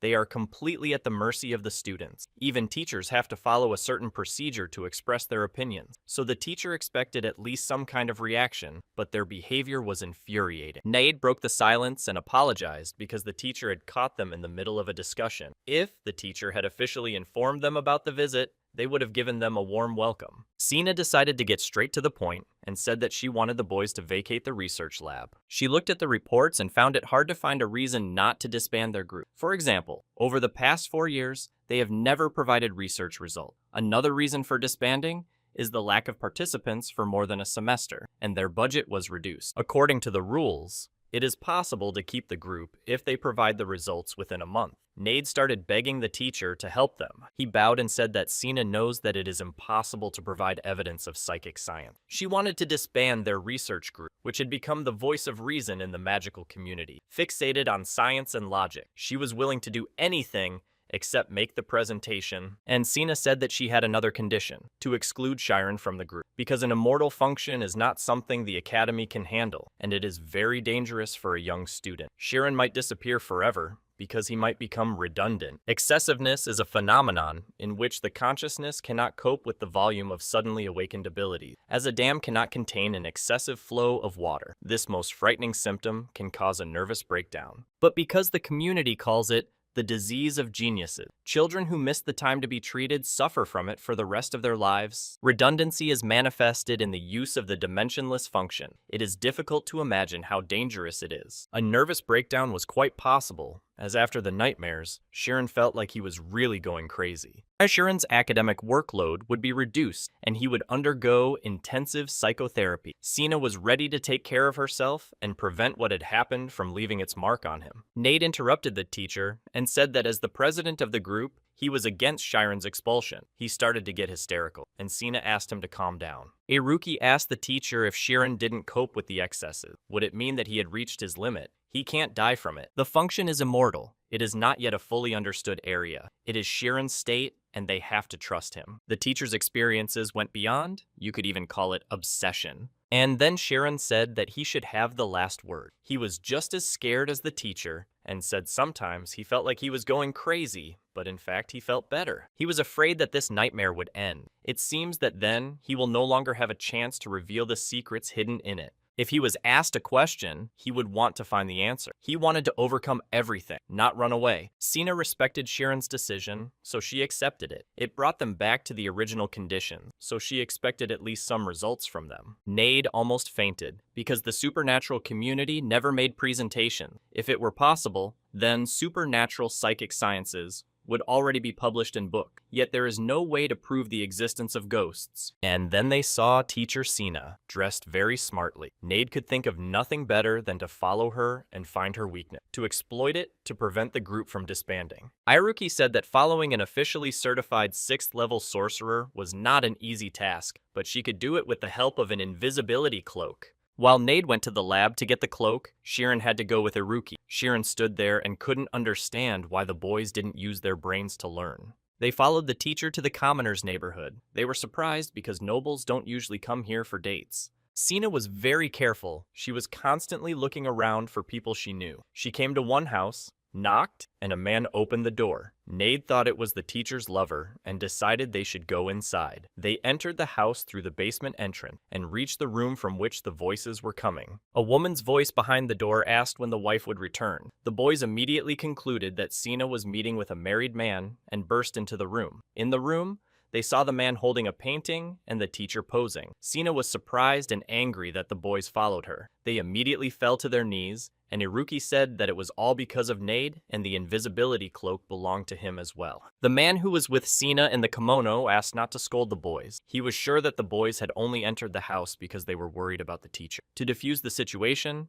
the man went to make tea. When the man returned, they saw a bandage on his eyes, which meant he was blind. His name is Armin, a high school student with whom Sina studied at the same academy. He lost his eyesight because of her. She experienced excess when she was younger. In those terrible days, there was only one thing she could do: just run away. She fell into the river. It was raining and windy at the time. Armin threw himself after the drowning girl. They grabbed onto a log. If they could hold on and swim to the bottom, they would be saved. But they noticed that there was a huge pile of logs floating towards them, which could kill them. Armin held her head so she didn't swim up. They will survive if they kick against it just a little bit. That's how Armin, a brilliant student at the academy, lost his sight and gave up the idea of becoming a sorcerer. Sina was shocked when he recently contacted her and told her that he had become an artist. At this point, Armin returned to the room with tea. Shirin asked permission to watch him paint. They sat down, and Armin continued to paint. The boys were amazed at how he could draw. Iruki suggested that the man was using a state of mind. Suddenly, Shirin turned to Armin and asked if he could see. The man took off his blindfold, and there was light in the place of his eyes. He said he was waiting for the boy to notice. Shirin pushed Nade to look, but he noticed that no one in the room was moving. It's a spell called a pause. Armin suggested that we talk all the time. He said that he was very worried because he knew that Shirin would soon understand everything. Usually, people take in light with their eyes and then rearrange it into visual information. But his eyes are light in themselves. As soon as the man saw the boy and realized that he had experienced the same thing, the function of immortality. The function of immortality is the door to infinity. Those who open it are called openers. Shirin opened this door. The minds of those who succeed in this quickly flow into infinity, and thanks to this, they feel great power and liberation. But there was no reason to worry. As long as he didn't cross the line, his mind would not be destroyed. Shirin said that he was hiding it from his friends, but because of the feeling of the supernatural, it seems as if he is going crazy and there is some danger. Armin replied that all the symptoms are absolutely normal. The place he reaches is an infinite space, a universe. A person facing an infinite and overwhelming limit will experience immense fear, which, as an effective stimulation, leads to enlightenment, and most discoverers acquire the omnipotence of space. However, the fear that Shirin feels is not related to space. He has encountered something completely different. Once he realizes what causes it, it will disappear. But it is not known exactly how to find out what the anxiety is about. Only time will tell. Maybe soon, or maybe it will take a lifetime. Armin felt that the answer was inside Shirin, but he was not in a state to give it a name right now. Perhaps it has something to do with gauge symmetry. Scientists believe that the world is perfect, the perfect fit of the right physics, light that can be explained by mathematics. All of this is similar to the constant speed of light. Perfect symmetry looks like a skillfully arranged product of someone's will. However, as we continued our research, we realized that this symmetry had already been broken. The universe is not perfect. They also do not know what broke this symmetry. Armin was sure that Shirin would be able to cope with this nameless something. The boy thanked the man, and after these words, he really felt better. He wondered why the man did not tell the teacher what he could see. He replied that Sina was worried about him because of the guilt, and that he had not only regained his sight, but he did not want to burden her further. This is not right. Armin continued to paint, and the spell was broken. He was already married. He wanted to help Sina live her own life, so Shirin promised to keep his secret. When the painting was finished, Sina's teacher and the boys hurried home. They were saying goodbye outside the house when Armin's wife arrived. As soon as Armin's wife approached Sina, she immediately took the students and they left. The wife asked Armin if the management would check that Armin's eyes were bright. He had such a stupid expression on his face. Armin asked her to make a contribution instead of idle talk. We had to go from Kreese to Kelber. There would be a lot of mutts on the way, but that was nothing for Armin, the eyes of light. Armin said he was going to stick to the contract, so he asked the woman not to talk nonsense. When the teacher left Armin's house, she didn't say a word to the boys, just gave them an angry look. They started shouting that they were hungry and asked to eat before returning to the academy. Sina agreed to feed them because they would not have time to eat for the rest of the day. They went to a restaurant and ordered different foods. Sina ordered some wine. The boys were surprised that a teacher would drink, but they had broken into someone else's home, so they couldn't object. Nade was glad that Sina drank more and more, because he could take advantage of this and find her weakness. An hour later, Sina was already a little drunk. She started to cry and said that there are so many talented students, but not all of them managed to realize their dream. At one point, she fell on the table and fell asleep. Sharon tried to wake her up because they had to leave. At that moment, a man came to their table and offered to take the woman in his carriage without the boys. The man began to stretch his hands toward her and say that she had a beautiful body, but Sharon asked him to leave. The man was angry and threatened that they would be expelled on his orders alone. Nade began to work magic on the man and asked him to leave nicely if he didn't want to wet himself right there. Iruki took the man's wallet, which contained his document. He was an ordinary civil servant, which meant that he couldn't exactly expel Iruki Mercadane because his family was second-class nobility, a family that has been royal advisors for 3 generations. When the man left, Nade took a picture of the teacher, who was still sleeping on the table. Now they will definitely be able to prevent the group from disbanding. While Nade ran happily down the street with the photo in his hand, Sharon alone was carrying the teacher. Iruki approached him to help with advice. He told him to use the diagram, because if he knew how to use the state of mind, then everything would work out with the diagram. First, you need to close your eyes and focus on your eye. Iruki would ask questions and Sharon had to follow his voice. First, you need to feel yourself and then go deeper into yourself. When Sharon went deeper, Iruki asked if he was his. The boy had to breathe deeply and slowly, listen carefully, and answer the question. Iruki asked him where he had first kissed the dreaded schoolgirl Emma. Sharon opened his eyes and realized that he had been deceived. They walked in silence for a while, and the teacher was still asleep. Finally, Sharon had the courage to suggest that they shouldn't use the teacher's weakness as an argument. Teacher Sina had a very hard and sad day today. She would not want her to go through the pain that she herself has experienced. In the end, Nade gave up, but the past president of the group entrusted her to him. If they disbanded, then, but everything will be fine. At this time, the teacher woke up. She apologized for the inconvenience and said that she would keep quiet about the walkout from the academy. She gave them a month from that day to show the ghost, or whatever they wanted. If they really loved their research group, they would proudly convince the academy of it. Nade even agreed to make a presentation, because with it, they will proudly and confidently prove the value of their research. They will use their brains for learning for once. It's been a long time since the last one. The guys were in ecstasy. They discussed so many topics that they didn't even sleep a wink, all of them inappropriate. Even if they happened in real life, they would not be able to show them during the presentation. 3 days had passed since Sina's teacher had made all the promises. The boys confidently told her that the presentation would be a success, but they were researching supernatural psychic sciences, how they can demonstrate something invisible to the naked eye. And that's why Nade went crazy, and so did Sharon. Sharon wanted to say something to Nade and turned his head in his direction and was terrified and fell out of his chair. This is the lightning shadow spell. Nade offered to show it to him and say it was a ghost. But wizards don't fall for that kind of trick, even though Sharon did. He was afraid not because he was fooled. It was the fear deep inside him that was triggered.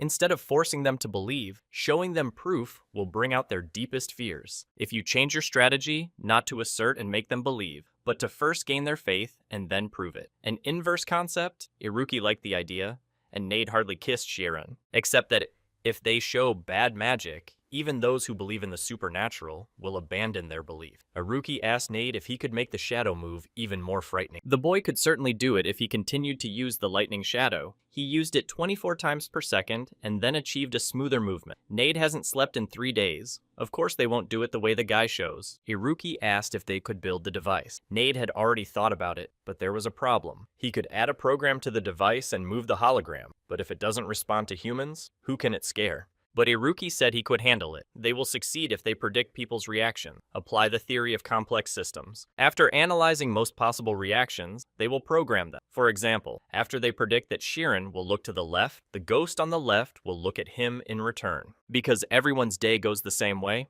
this was quite possible, but they need a lot of information and devices to store it. But even more importantly, they need a way to transmit an entire program across multiple devices. The energy of Nade's lightning wouldn't be enough. Shiran can use the emission of its photons as a means of transmitting information. There was hope of making the perfect ghost, but Iruki didn't think it would be enough to just scare them with. Shiran suggested using a psychological technique. So, it was decided that Nada would create the device, Iruki would make the program, and Shiran would prepare the photon emission. Iruki thought about it a bit and schematically calculated the required amount of photon emission to send data. He needs 3 times as many as he currently has, and needs to hold them for at least 10 minutes. 10 days passed. Nady burst into Istus in hysterics. He put up a notice, and it's fucking hell, it's just a sensation. More than half of the entire academy is supposed to show up. About 17 days before the presentation, all the students were discussing what would happen. Everyone was expecting something super unusual. A girl with pink hair listened to the students' conversations and went to a deserted place where an unknown person was waiting for her. The unknown person asked if it was true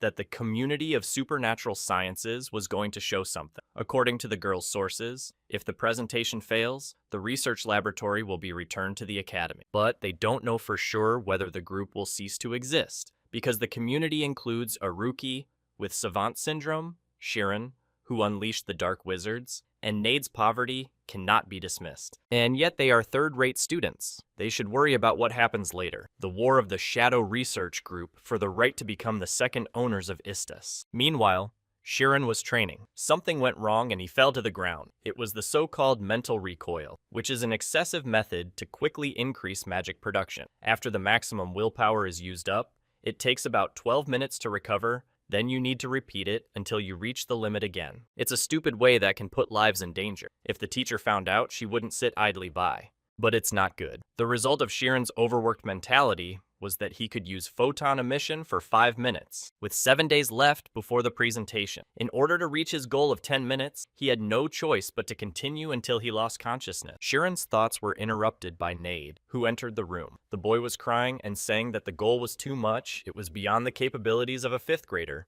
But Shiran interrupted the boy and told him not to worry. Nade asked Shiran to follow him. When they entered the room, they saw Iruki writing something. He was exhausted. He had bags under his eyes and pieces of cotton wool in his nose. And then Shiran noticed Nade's device. He asked Shiran to test it now. The day of the presentation came. A lot of students had gathered. One of them was Mark Slider, who returned to class today after a 2-month suspension. A girl walked by and gave him a flyer. It was from her that he learned about the presentation. Maria Erlan, who had also returned after a 2-month suspension, approached him. When she saw Shiran's name on the postcard, she asked to take it to look at. Maria and Mark had studied under Ted during their suspension. More precisely, Mark himself had become attached to Ted and Maria, so they decided to go to the presentation together. Emma and Serial also came to the presentation, and not only that, but even the 1st grade student. It was rumored that they were members of a shadow research group called the Golden Fleece. The principal came along with the students, which surprised the teachers. The students had been preparing so diligently for this performance that he could not help but become interested. All the students and teachers took their seats in the audience. The lights went up on the stage, and a young man came on stage and announced that the presentation of the community of supernatural psychic research was about to begin. The presenter was Vice Need, president of the Community for the Study of Supernatural Psychic Sciences. The topic of their discussion today is spirits. Some people may find what is happening strange, so they should be careful when watching. The presenter asked if the students knew what happened before the academy was founded. It happened 520 years ago. Initially, this place was a small village of farmers. However, the world was going through the famous War of Conquest. At that time, people fled from the fighting to the mountain. Of course, civilians and soldiers were no exception, and non-human beings were contacted. These were people possessed by an evil spirit. At this time, Iruki came out in a costume and covered in blood, portraying a man possessed by an evil spirit. All the students in the room were laughing because they recognized the guy. Only Ella was unhappy because she didn't think it was a presentation at all, more like a play. Meanwhile, on stage, Nade continued to tell us that one night a guy was looking for his beloved, and that guy was played by Nade himself. It was as if he came here to hide from the war and lost her. A precious person. Shiran came on stage in a dress and a wig. He played Nade's lover, whose name was Olia. The audience started to laugh again. Meanwhile, the boys hugged each other and talked about their long separation. Their lips began to move to meet each other. The audience froze, but they couldn't kiss, because Nade was attacked by Iruki, dressed as a man possessed by an evil spirit. The lights went out for a minute and then came back on. On the stage, Nade was standing alone, holding a book in his hand. He said that 6 months ago, The source of this story, an old diary, was found while researching the history of the Academy. Their research team immediately began to investigate, and the result was a shocking truth. The souls that became evil because they were absorbed by evil spirits wandered around the other world in search of people to possess. Until today, midnight, the time when the light disappears. That's when the evil spirits come out. No one had probably seen an evil spirit at midnight, which was not surprising, because they only show up to those who want to see them. But with the help of their presentation, they had to be at least a little bit interested. In other words, they all tuned in to the frequency of the soul of, tonight, when the bell strikes midnight, you need to look around. You will probably notice an evil spirit wandering around. Unless you're lucky, of course. That was the end of the presentation. The lights came on in the room. The students were outraged. They shouted that no evidence had been provided, nothing supernatural had been shown. Emma ran out of the room. She was ashamed. She knew she would be from the moment she got involved with these weirdos. Sina's teacher bowed to the principal and said she would definitely punish the students. But the principal just laughed. He didn't expect anything from a group of supernaturalists. Sina did not understand why the boys did it. When the boys went backstage, they began to cheer because of the audience's reaction. One look is enough to realize that the seed has been planted. The day before, Nade had installed hundreds of hologram projectors throughout the academy. These projectors will be the Iruki program, which involves movements. Back to tonight. After a representation at 5 minutes and 15 seconds to midnight, the boys began to execute their plan. There was no time to start earlier or later. The point was to show them the ghosts at midnight.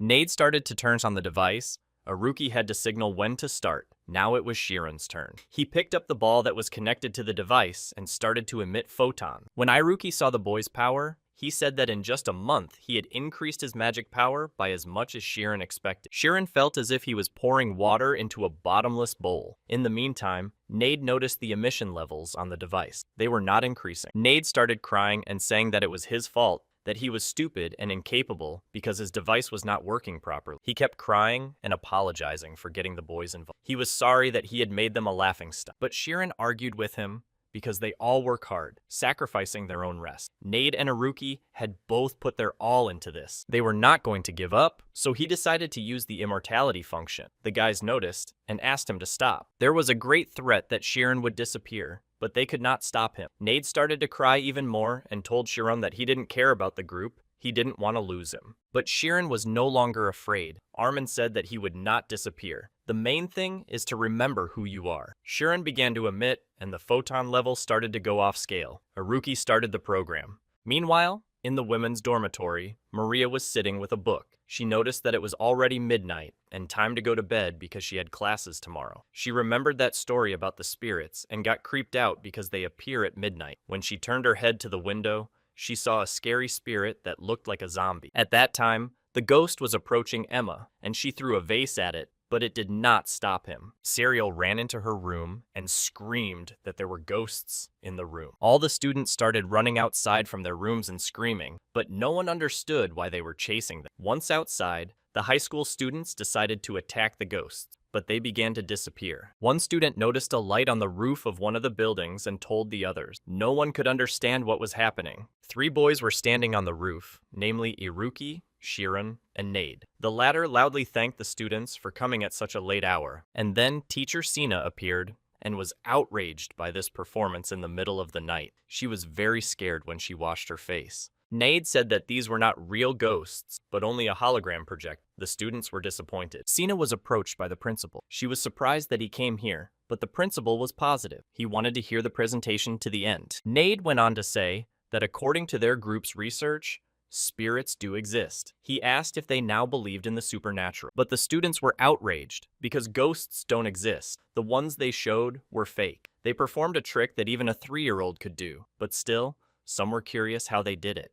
It was clear that the boys had used holographic magic, but it was not clear how the hologram could move in different ways. Lively discussions began. Everyone was interested in how they managed to organize this simultaneously at their academy, because it requires a huge amount of data and energy. The high school students were angry that they were led by some 5th graders, and even more angry that they did not know how to use the device. The principal asked Sheng if she could explain how the boys had used the trick. They had used a sophisticated trick, but not to the point where they could approve their group's activities. The principal added that the trick itself was not important at all. The students kept shouting that ghosts don't exist, and there is no connection between fake spirits and the study of the supernatural. Nade realized that the students still didn't believe him because they kept shouting that it was just a performance. He then asked the students why they were still here, why they were running away, and who they were so scared of if no spirits or ghosts exist. The emotions they had just experienced were the essence of the supernatural psychic research community. All of them who do not believe in spirits felt fear as soon as they saw the ghost, so the seeds of doubt that say maybe spirits and ghosts are real are inside them. They just used it as a guide. They may not know if they exist, but they are exploring this doubt. That's the purpose of research. Because they all showed them this doubt, they proved the importance of their research. This concluded the presentation of the community of research on supernatural psychic sciences. The guy thanked the students. The students started shouting. They were thrilled. If their tricks were as unusual, the students were ready to fall for them again and again. Watching the boys on the roof, the principal asked the teachers where they came from and where they were going. Someone explores doubts and shows everyone. The principal thought it was a very meaningful presentation. The other teachers had no objection. Teacher Sina announced that the teachers had made a decision to identify the presentation as a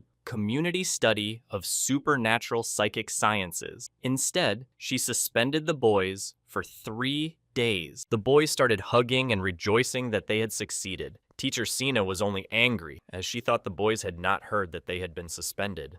Serial was swamped with boys. Everyone wants to do something like this, to see the world just once. Emma stood there at first with a disgruntled face, but then she thought it was very unexpected that while she was studying until she was exhausted to graduate from the academy, Sharon was spending her time on useless fun. She was a little jealous. Meanwhile, unknown young men standing away from the crowd of students were discussing the fact that they would not get ISTAS. Their ant language research group was out of the game. Another guy said that they were only in the 5th grade. Was that really a reason to run away? Although the boys are about to enter the senior class, one unidentified person advised the other to graduate this year so that he wouldn't have to face Shiron, Iruki, and Nade next year. A 1st grade boy asked them to stop fighting and not to draw attention to themselves. He suggested that they wait for the right moment and behave calmly, because it would backfire. Their lively conversation was noticed by Sina's teacher, who was passing by. When she noticed them, she thought that these rascals from the shadow group had already gotten bored. The principal made a little photon emission, and he liked it very much. Even he, who specializes in light,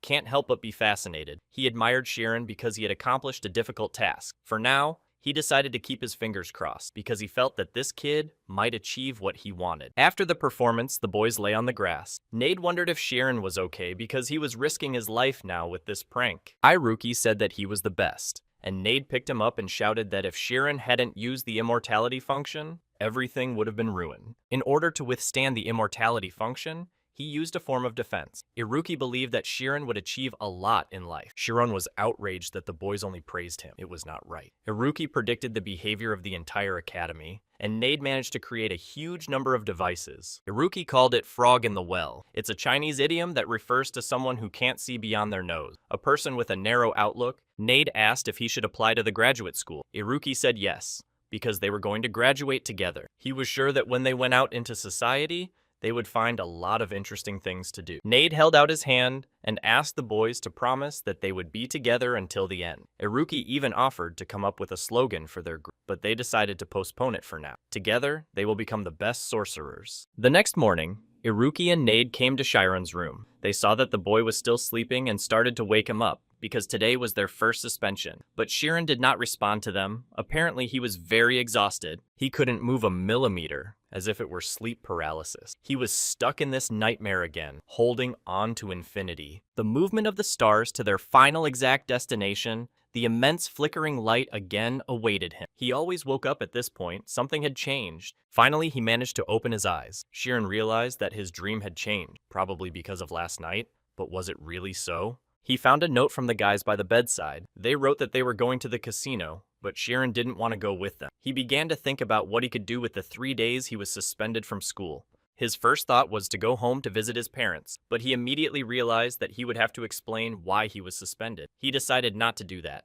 Shiron put on a nice new suit and tie. Standing in front of the mirror, he remembered that he had wanted to do one thing for a long time. When he stepped away from the mirror, his glowing spirit remained standing where he had been standing. After a while, Sharon was standing outside the store. He had been studying continuously for the past few years, and now he wanted to buy a book. He remembered when he was a child, a woman in a bookstore wouldn't let him look at a book. But when Sharon entered the store, the woman who met him was very happy to see him. She asked what brought such a nice customer in, if he was a supplier, but he was just here to buy a book. The saleswoman allowed him to look at the books and choose one, and Sharon realized that she did not recognize him. He finally chose a book called Raise a Dragon to Defeat the Demon Lord. He was happy because he had finally bought his own novel, all thanks to the fact that he had been saving the allowance that the Ogant family had sent him. Suddenly, a girl ran up to Sharon and took his arm. He did not recognize her and was shocked, but she didn't introduce herself. She called the other boys and barked that it was really Sharon. When the boys came closer,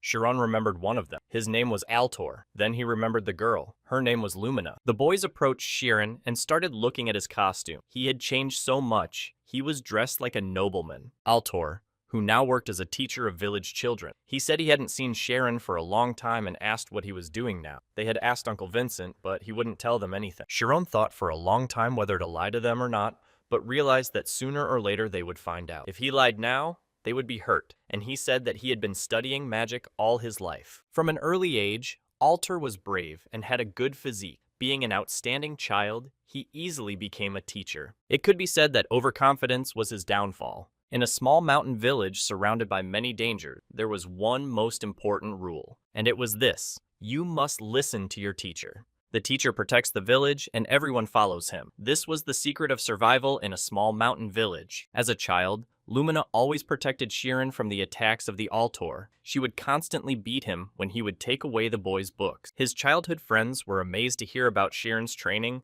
and asked to see him use real magic. But Sharon didn't know how to use it yet. He said he was new to the academy, and it was forbidden to do anything outside the academy. When Altor saw the book in Sharon's hands, he reached out to snatch it from his hands and see what the boy was reading. Not responding to Sharon's request not to take the book, the boy continued to do so, and eventually the book began to fall. But Sharon managed to grab it before it hit the floor, and at that moment, he recently lost consciousness. Lumina started scolding Altor because they were no longer children, and he tried to take the book away from the boy again, as before. But Sharon said that everything was fine and there was no reason to worry. Lumina invited Sharon to come with them and eat something tasty. It would be better than just standing around in the middle of the street. Besides, they were going to have a party to celebrate the sale of all the goods in Lumina's stall. Sharon agreed, since he had nothing to do anyway. A modest carriage pulled up to them. Altor took Sharon and put him in the carriage. He was very surprised that the man could be so light.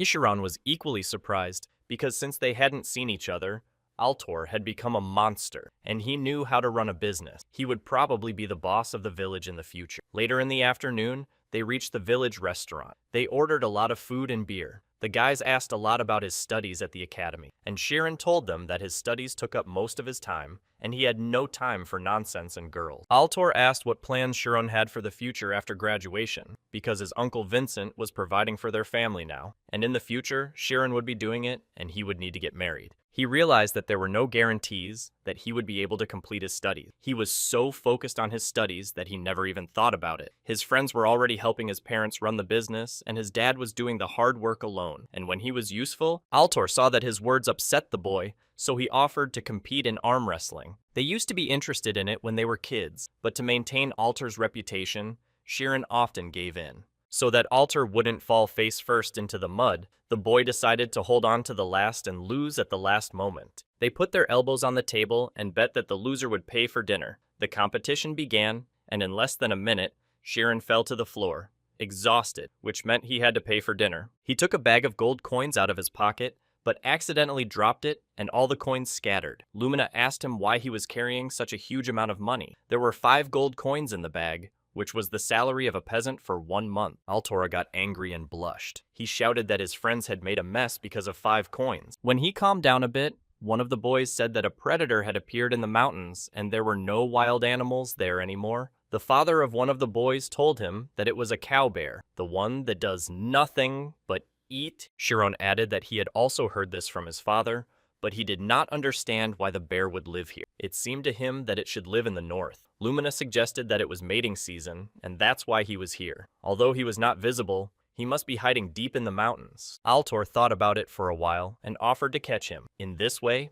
they will help the village, and if it is a cow bear, There is no need to bother the adults. One of the boys told us that last time Alder hunted a black bear on his own. Shirin was impressed by the boy's strength. He also agreed to go hunting with his friends. It was not in his plans, but it was supposed to be fun. Early in the morning, Lumina came to wake Shirin up. They got dressed and took their weapons for hunting. They went into the forest and started setting traps. Shirin was surprised at how quickly they managed to cope with the nets and traps, but it was Altor who did the really difficult things. He noticed a claw mark on one of the trees and immediately realized that the bear was here. He told his friends to explore the area, and if anyone came across him, to let him know. They split into groups and went in different directions. Shirin went with Lumina. After wandering for a while, he realized that he could use the spirit state to find the bear. He entered the state of the spirit behind the bushes and noticed something. He walked closer to the bush to push it aside and see what was there. Altor ran up to him and started shouting. He was outraged that Shirin had left the area without warning him, because he could have put them all in danger. Altor felt something touching his legs, and when he looked around, he saw a pile of animal corpses. Shirin suggested that we leave, because he didn't think it was a cow bear. He wanted to tell the adults and restrict access to the mountain, but Altor was furious. He was surprised that Shirin gave up without even seeing his opponent. He started shouting that he was the teacher here, and he was the one who could give instructions. Because Shirin was like that even as a child. Don't accept his leader, take him for a fool. At this time, something moved in the bushes behind Shirin. Everyone froze for a few seconds and then took their bows and arrows. A second later, a huge hairy creature appeared from behind the trees. It was a monster, an unknown creature that did not obey the rules of evolution. Shirin had seen one in a book called a wolf. Altor shot an arrow at it, but the creature dodged it. An intelligent monster. When the monster smashed the tree, Altor realized that he had to run away. The forces were not equal, but Shirin remained standing. He aimed an arrow at the monster, which was moving right at him. Shirin shot the arrow straight at the creature's head, but his skin was so thick that it just flew away. The boy realized that everyone would survive only if he distracted it. Altor ordered everyone to take off all their heavy things to run faster, but time stopped. Lumina noticed this and asked what he was planning to do. He could not leave Shirin. At this time, the monster was approaching him from behind. Seeing the creature's shadow, he thought that Shirin was dead, so he told him to go with them. Tears appeared in his eyes. If only he had listened to Shirin when he told him to go back. And then a beam of light appeared out of nowhere and struck the monster. Lumina saw Shirin in the distance, telling his friends to run. Some of them stopped in shock, for they had never seen magic before. But the monster did not die from the blow. It continued to attack. Altor stood in one place, his body refusing to move. As soon as the creature tried to attack Lumini, Shirin took hold of his mane and mounted him. In his mind, he said teleportation, and in a second, he and the wolf were gone. As they flew, he thought about what to do next. He wanted to stop the photonization and make the monster fall from a height, but in the same second, it would pierce him with its claws. In this position, it would be impossible to throw him. He's wearing the monster now, and there's no inertia. If only he had a way to make it fall. To create inertia, you need something that has gravity, something that breaks symmetry, something that he touched on in his dream, the nameless knowledge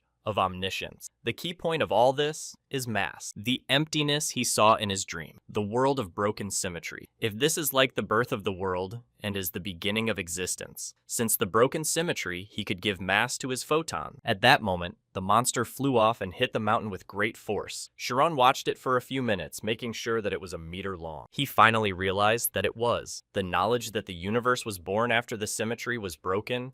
Nameless knowledge is a mechanism that gives objects mass. If you use it, you can give it to light too. But still, such a dangerous monster. Why did it appear in the mountains? Shirin asked himself.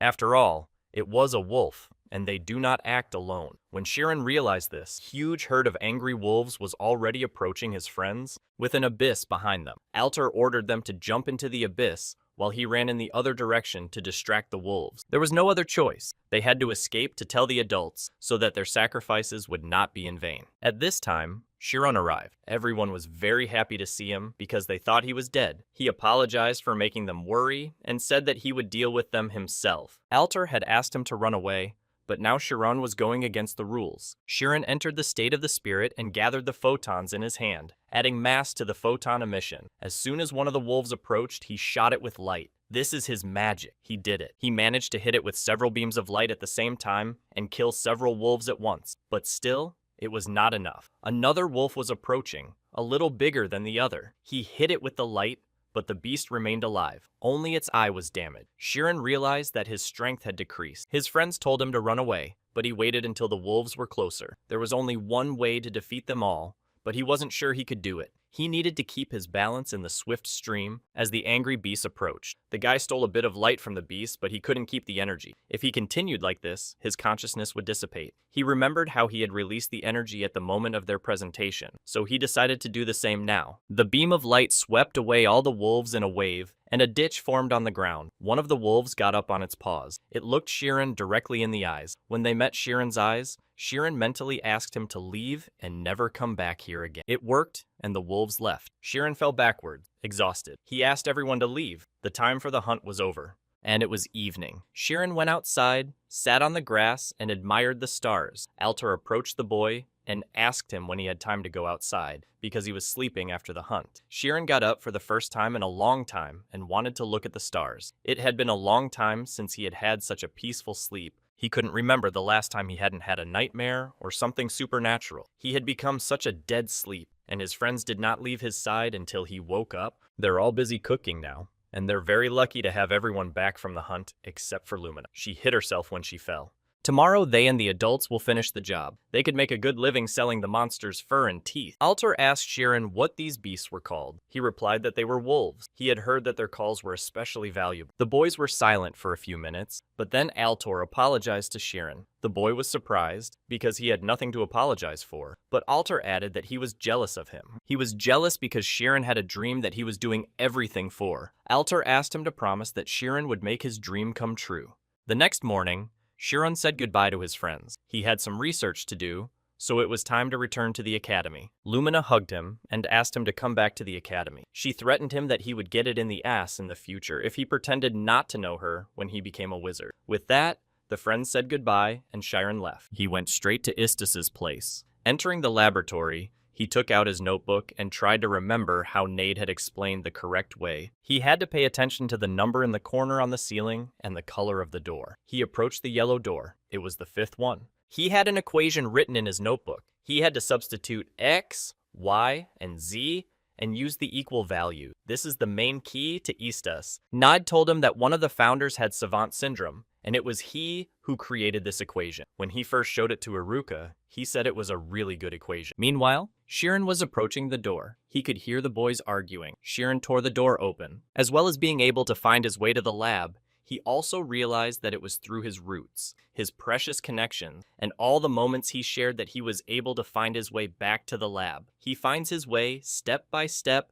Shirin immediately dragged the boys to the training ground. At first, the boys thought he just wanted to show them how to emit photons, but it was something else. Usually, photons are emitted outward, but now they seem to be gathering from the inside. When Shirin launched the beam, it was so powerful that it made a hole in the rock. Nade couldn't understand how it was possible to make such a hole using only light. He thought it was real magic. Shirin explained that it was magic he had created. He called it a photon gun. Iruka knew that photon fusion must be incredibly difficult. He asked Shirin if it was a spell. They chose the nearest restaurant outside the academy. After ordering food, Shirin began to tell him that he had added mass to the photon. It was amazing, adding mass to a particle without it.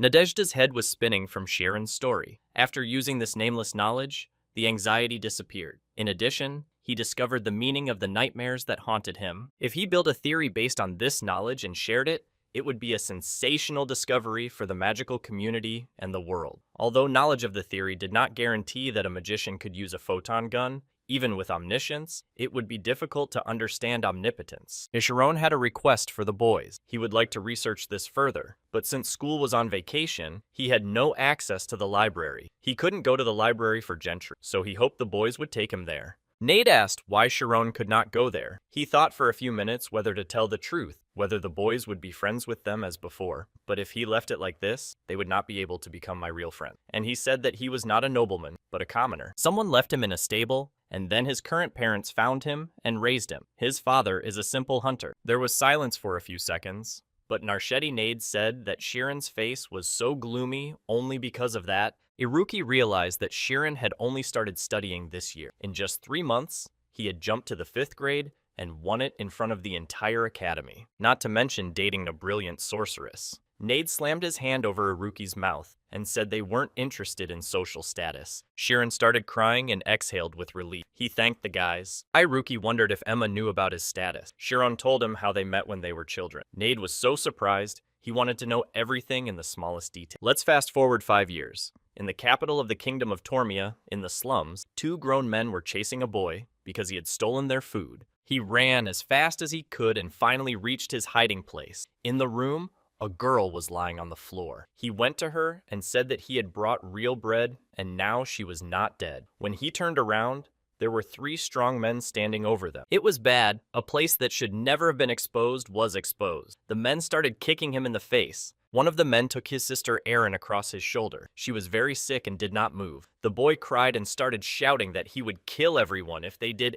anything to his sister. Suddenly, he saw a dark purple smoke appear in the room, gradually enveloping everything. This smoke pierced the men, and blood began to ooze from them. The boy did not understand what was happening. When the men were completely gone, he got up and saw his sister lying in a black puddle. He went to her to check if she was breathing. At that time, a man with a stick appeared in front of him. His face was not visible. His eyes were glowing red and he had a terrible smile. He asked the boy if magic was fun. Back to our time. In the evening, the boy watched the museum from the roof of a neighboring house. The windows were panoramic, so it was not difficult. There were a lot of guards there, but no less relics, all of them of high archaeological value. But their goal was the core of the mana control system, the Dragon's Heart artifact. It is located in the center of the steel room on the 3rd floor and is protected by 15 guards. However, before they can obtain the artifact, namely the core of the mana control system, they cannot use the spirit state inside the room. This boy was the same boy who stole the food. He was even named Canis. He flew to the museum and broke the windows with the help of black light and got inside. Using magic, he neutralized the guards.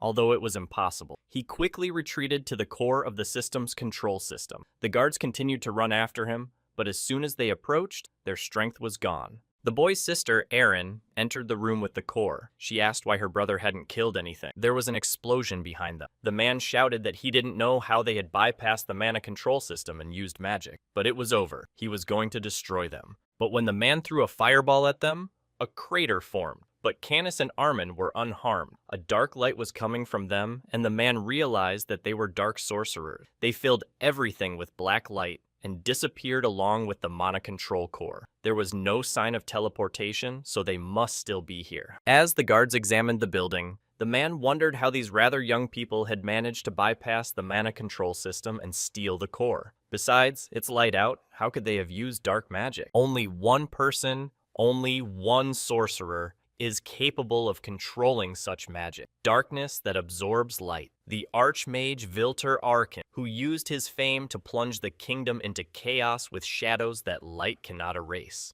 But he should have been dead 40 years ago. How can anyone use his magic? Is the transference to the mountain slums. That's where Canis and Armin went after the robbery. The boy told the master that they had brought the last ingredient. The old man was in a large flask with many different tubes attached to his body. Canis approached the flask and inserted the core of the system into the free space. With it, he would be able to restore his honor as Armihag. The flask glowed with light. The man stood up and said that he had been waiting for 40 years to meet the bastard who had stolen his power. He added that the man who had done it was a teacher named Alphys Milch. We fast forward 40 years. Everything in the building is on fire, and so is Viltor. He asked Alpheus to give the project back because it was not only his, and it was his life's work. But Alpheus just walked away, leaving the man to burn in the fire. Now that 40 years had passed, the man was ready for revenge. Canis and Armin bowed before the man and thanked him for saving them and giving them great power. They were his favorite students, but they had to be careful. Blinded by greed, he committed murder. When the students left, Vilter was alone in his room. It was raining outside. He walked over to a shelf of books and pulled one. The shelves slid apart and a hidden door opened. In the room that opened, there was a painting hanging over the fireplace. Vilter said, "Don't forgive me." At the same time, a scientific conference was being held in the capital, Bashkir, organized by the kingdom's Teachers Association. Teacher Ted also attended. Now he understood why all the teachers were putting off attending this meeting. How could they possibly socialize for 3 days in a row? He wanted to go home. In fact, the conference was long over, and the teachers would still continue the discussion during the evening reception. The only reason he's still here is to talk to Reina Ogun. She is a member of a prestigious group of 99 artists. A court pianist who is a student of the composer Melody Merchant is not annoyed, even though people keep hovering around her. If only Sina's teacher were half as kind. His thoughts were interrupted by Reina looking at Ted. She walked over to him and asked if he was a teacher from the Alpha Ass Academy of Magic, the main estate of the Audience, also located in Creus. Ted was embarrassed. He didn't even think they would have a chance to talk. Rena asked how Shirin was doing. Ted switched to teacher mode and began to praise the boy. He praised his abilities and his aptitude for learning. He also added that Shirin gets along well with his classmates and has a girlfriend. She is known as the most charming student at the academy. Rena was sincerely happy for Shirin. Meanwhile, Ted continued to say that they didn't have to worry about the boy. He didn't want to brag, but the Alpha's Academy of Magic was a prestigious place, a recognized kingdom. Ted decided to seize the moment and added that their meeting was fateful and suggested that Reina go back to Crease tomorrow and have lunch together. But instead, Reina invited him to her performance in Bashuk. But after the recent events, she was a little scared to go there. Inferno was attacked. A B-class prisoner escaped. The perpetrator is an unidentified dark wizard, and the capital is practically under martial law. Ted was confused and asked the girl for more detail. She mentioned that she had heard that the perpetrator was a gray-haired old man. Did not listen to Reina and said he had to go. He ran as fast as he could because he realized that the dark sorcerer had escaped. Everything pointed to him. Last night in Inferno, there was a huge fire in the penitentiary. Canis and Armin, along with Viltor, were killing everyone in their path. Canis remembered how the man had taught him as a child. Dark magic has two features, absorption and assimilation. Darkness absorbs energy and assimilates it into itself. Darkness that has received its mental power can have a small physical impact. However, darkness cannot defeat light. The man praised the boy a lot. The Archmage Arcane had saved him and his sister from hell, so he studied hard.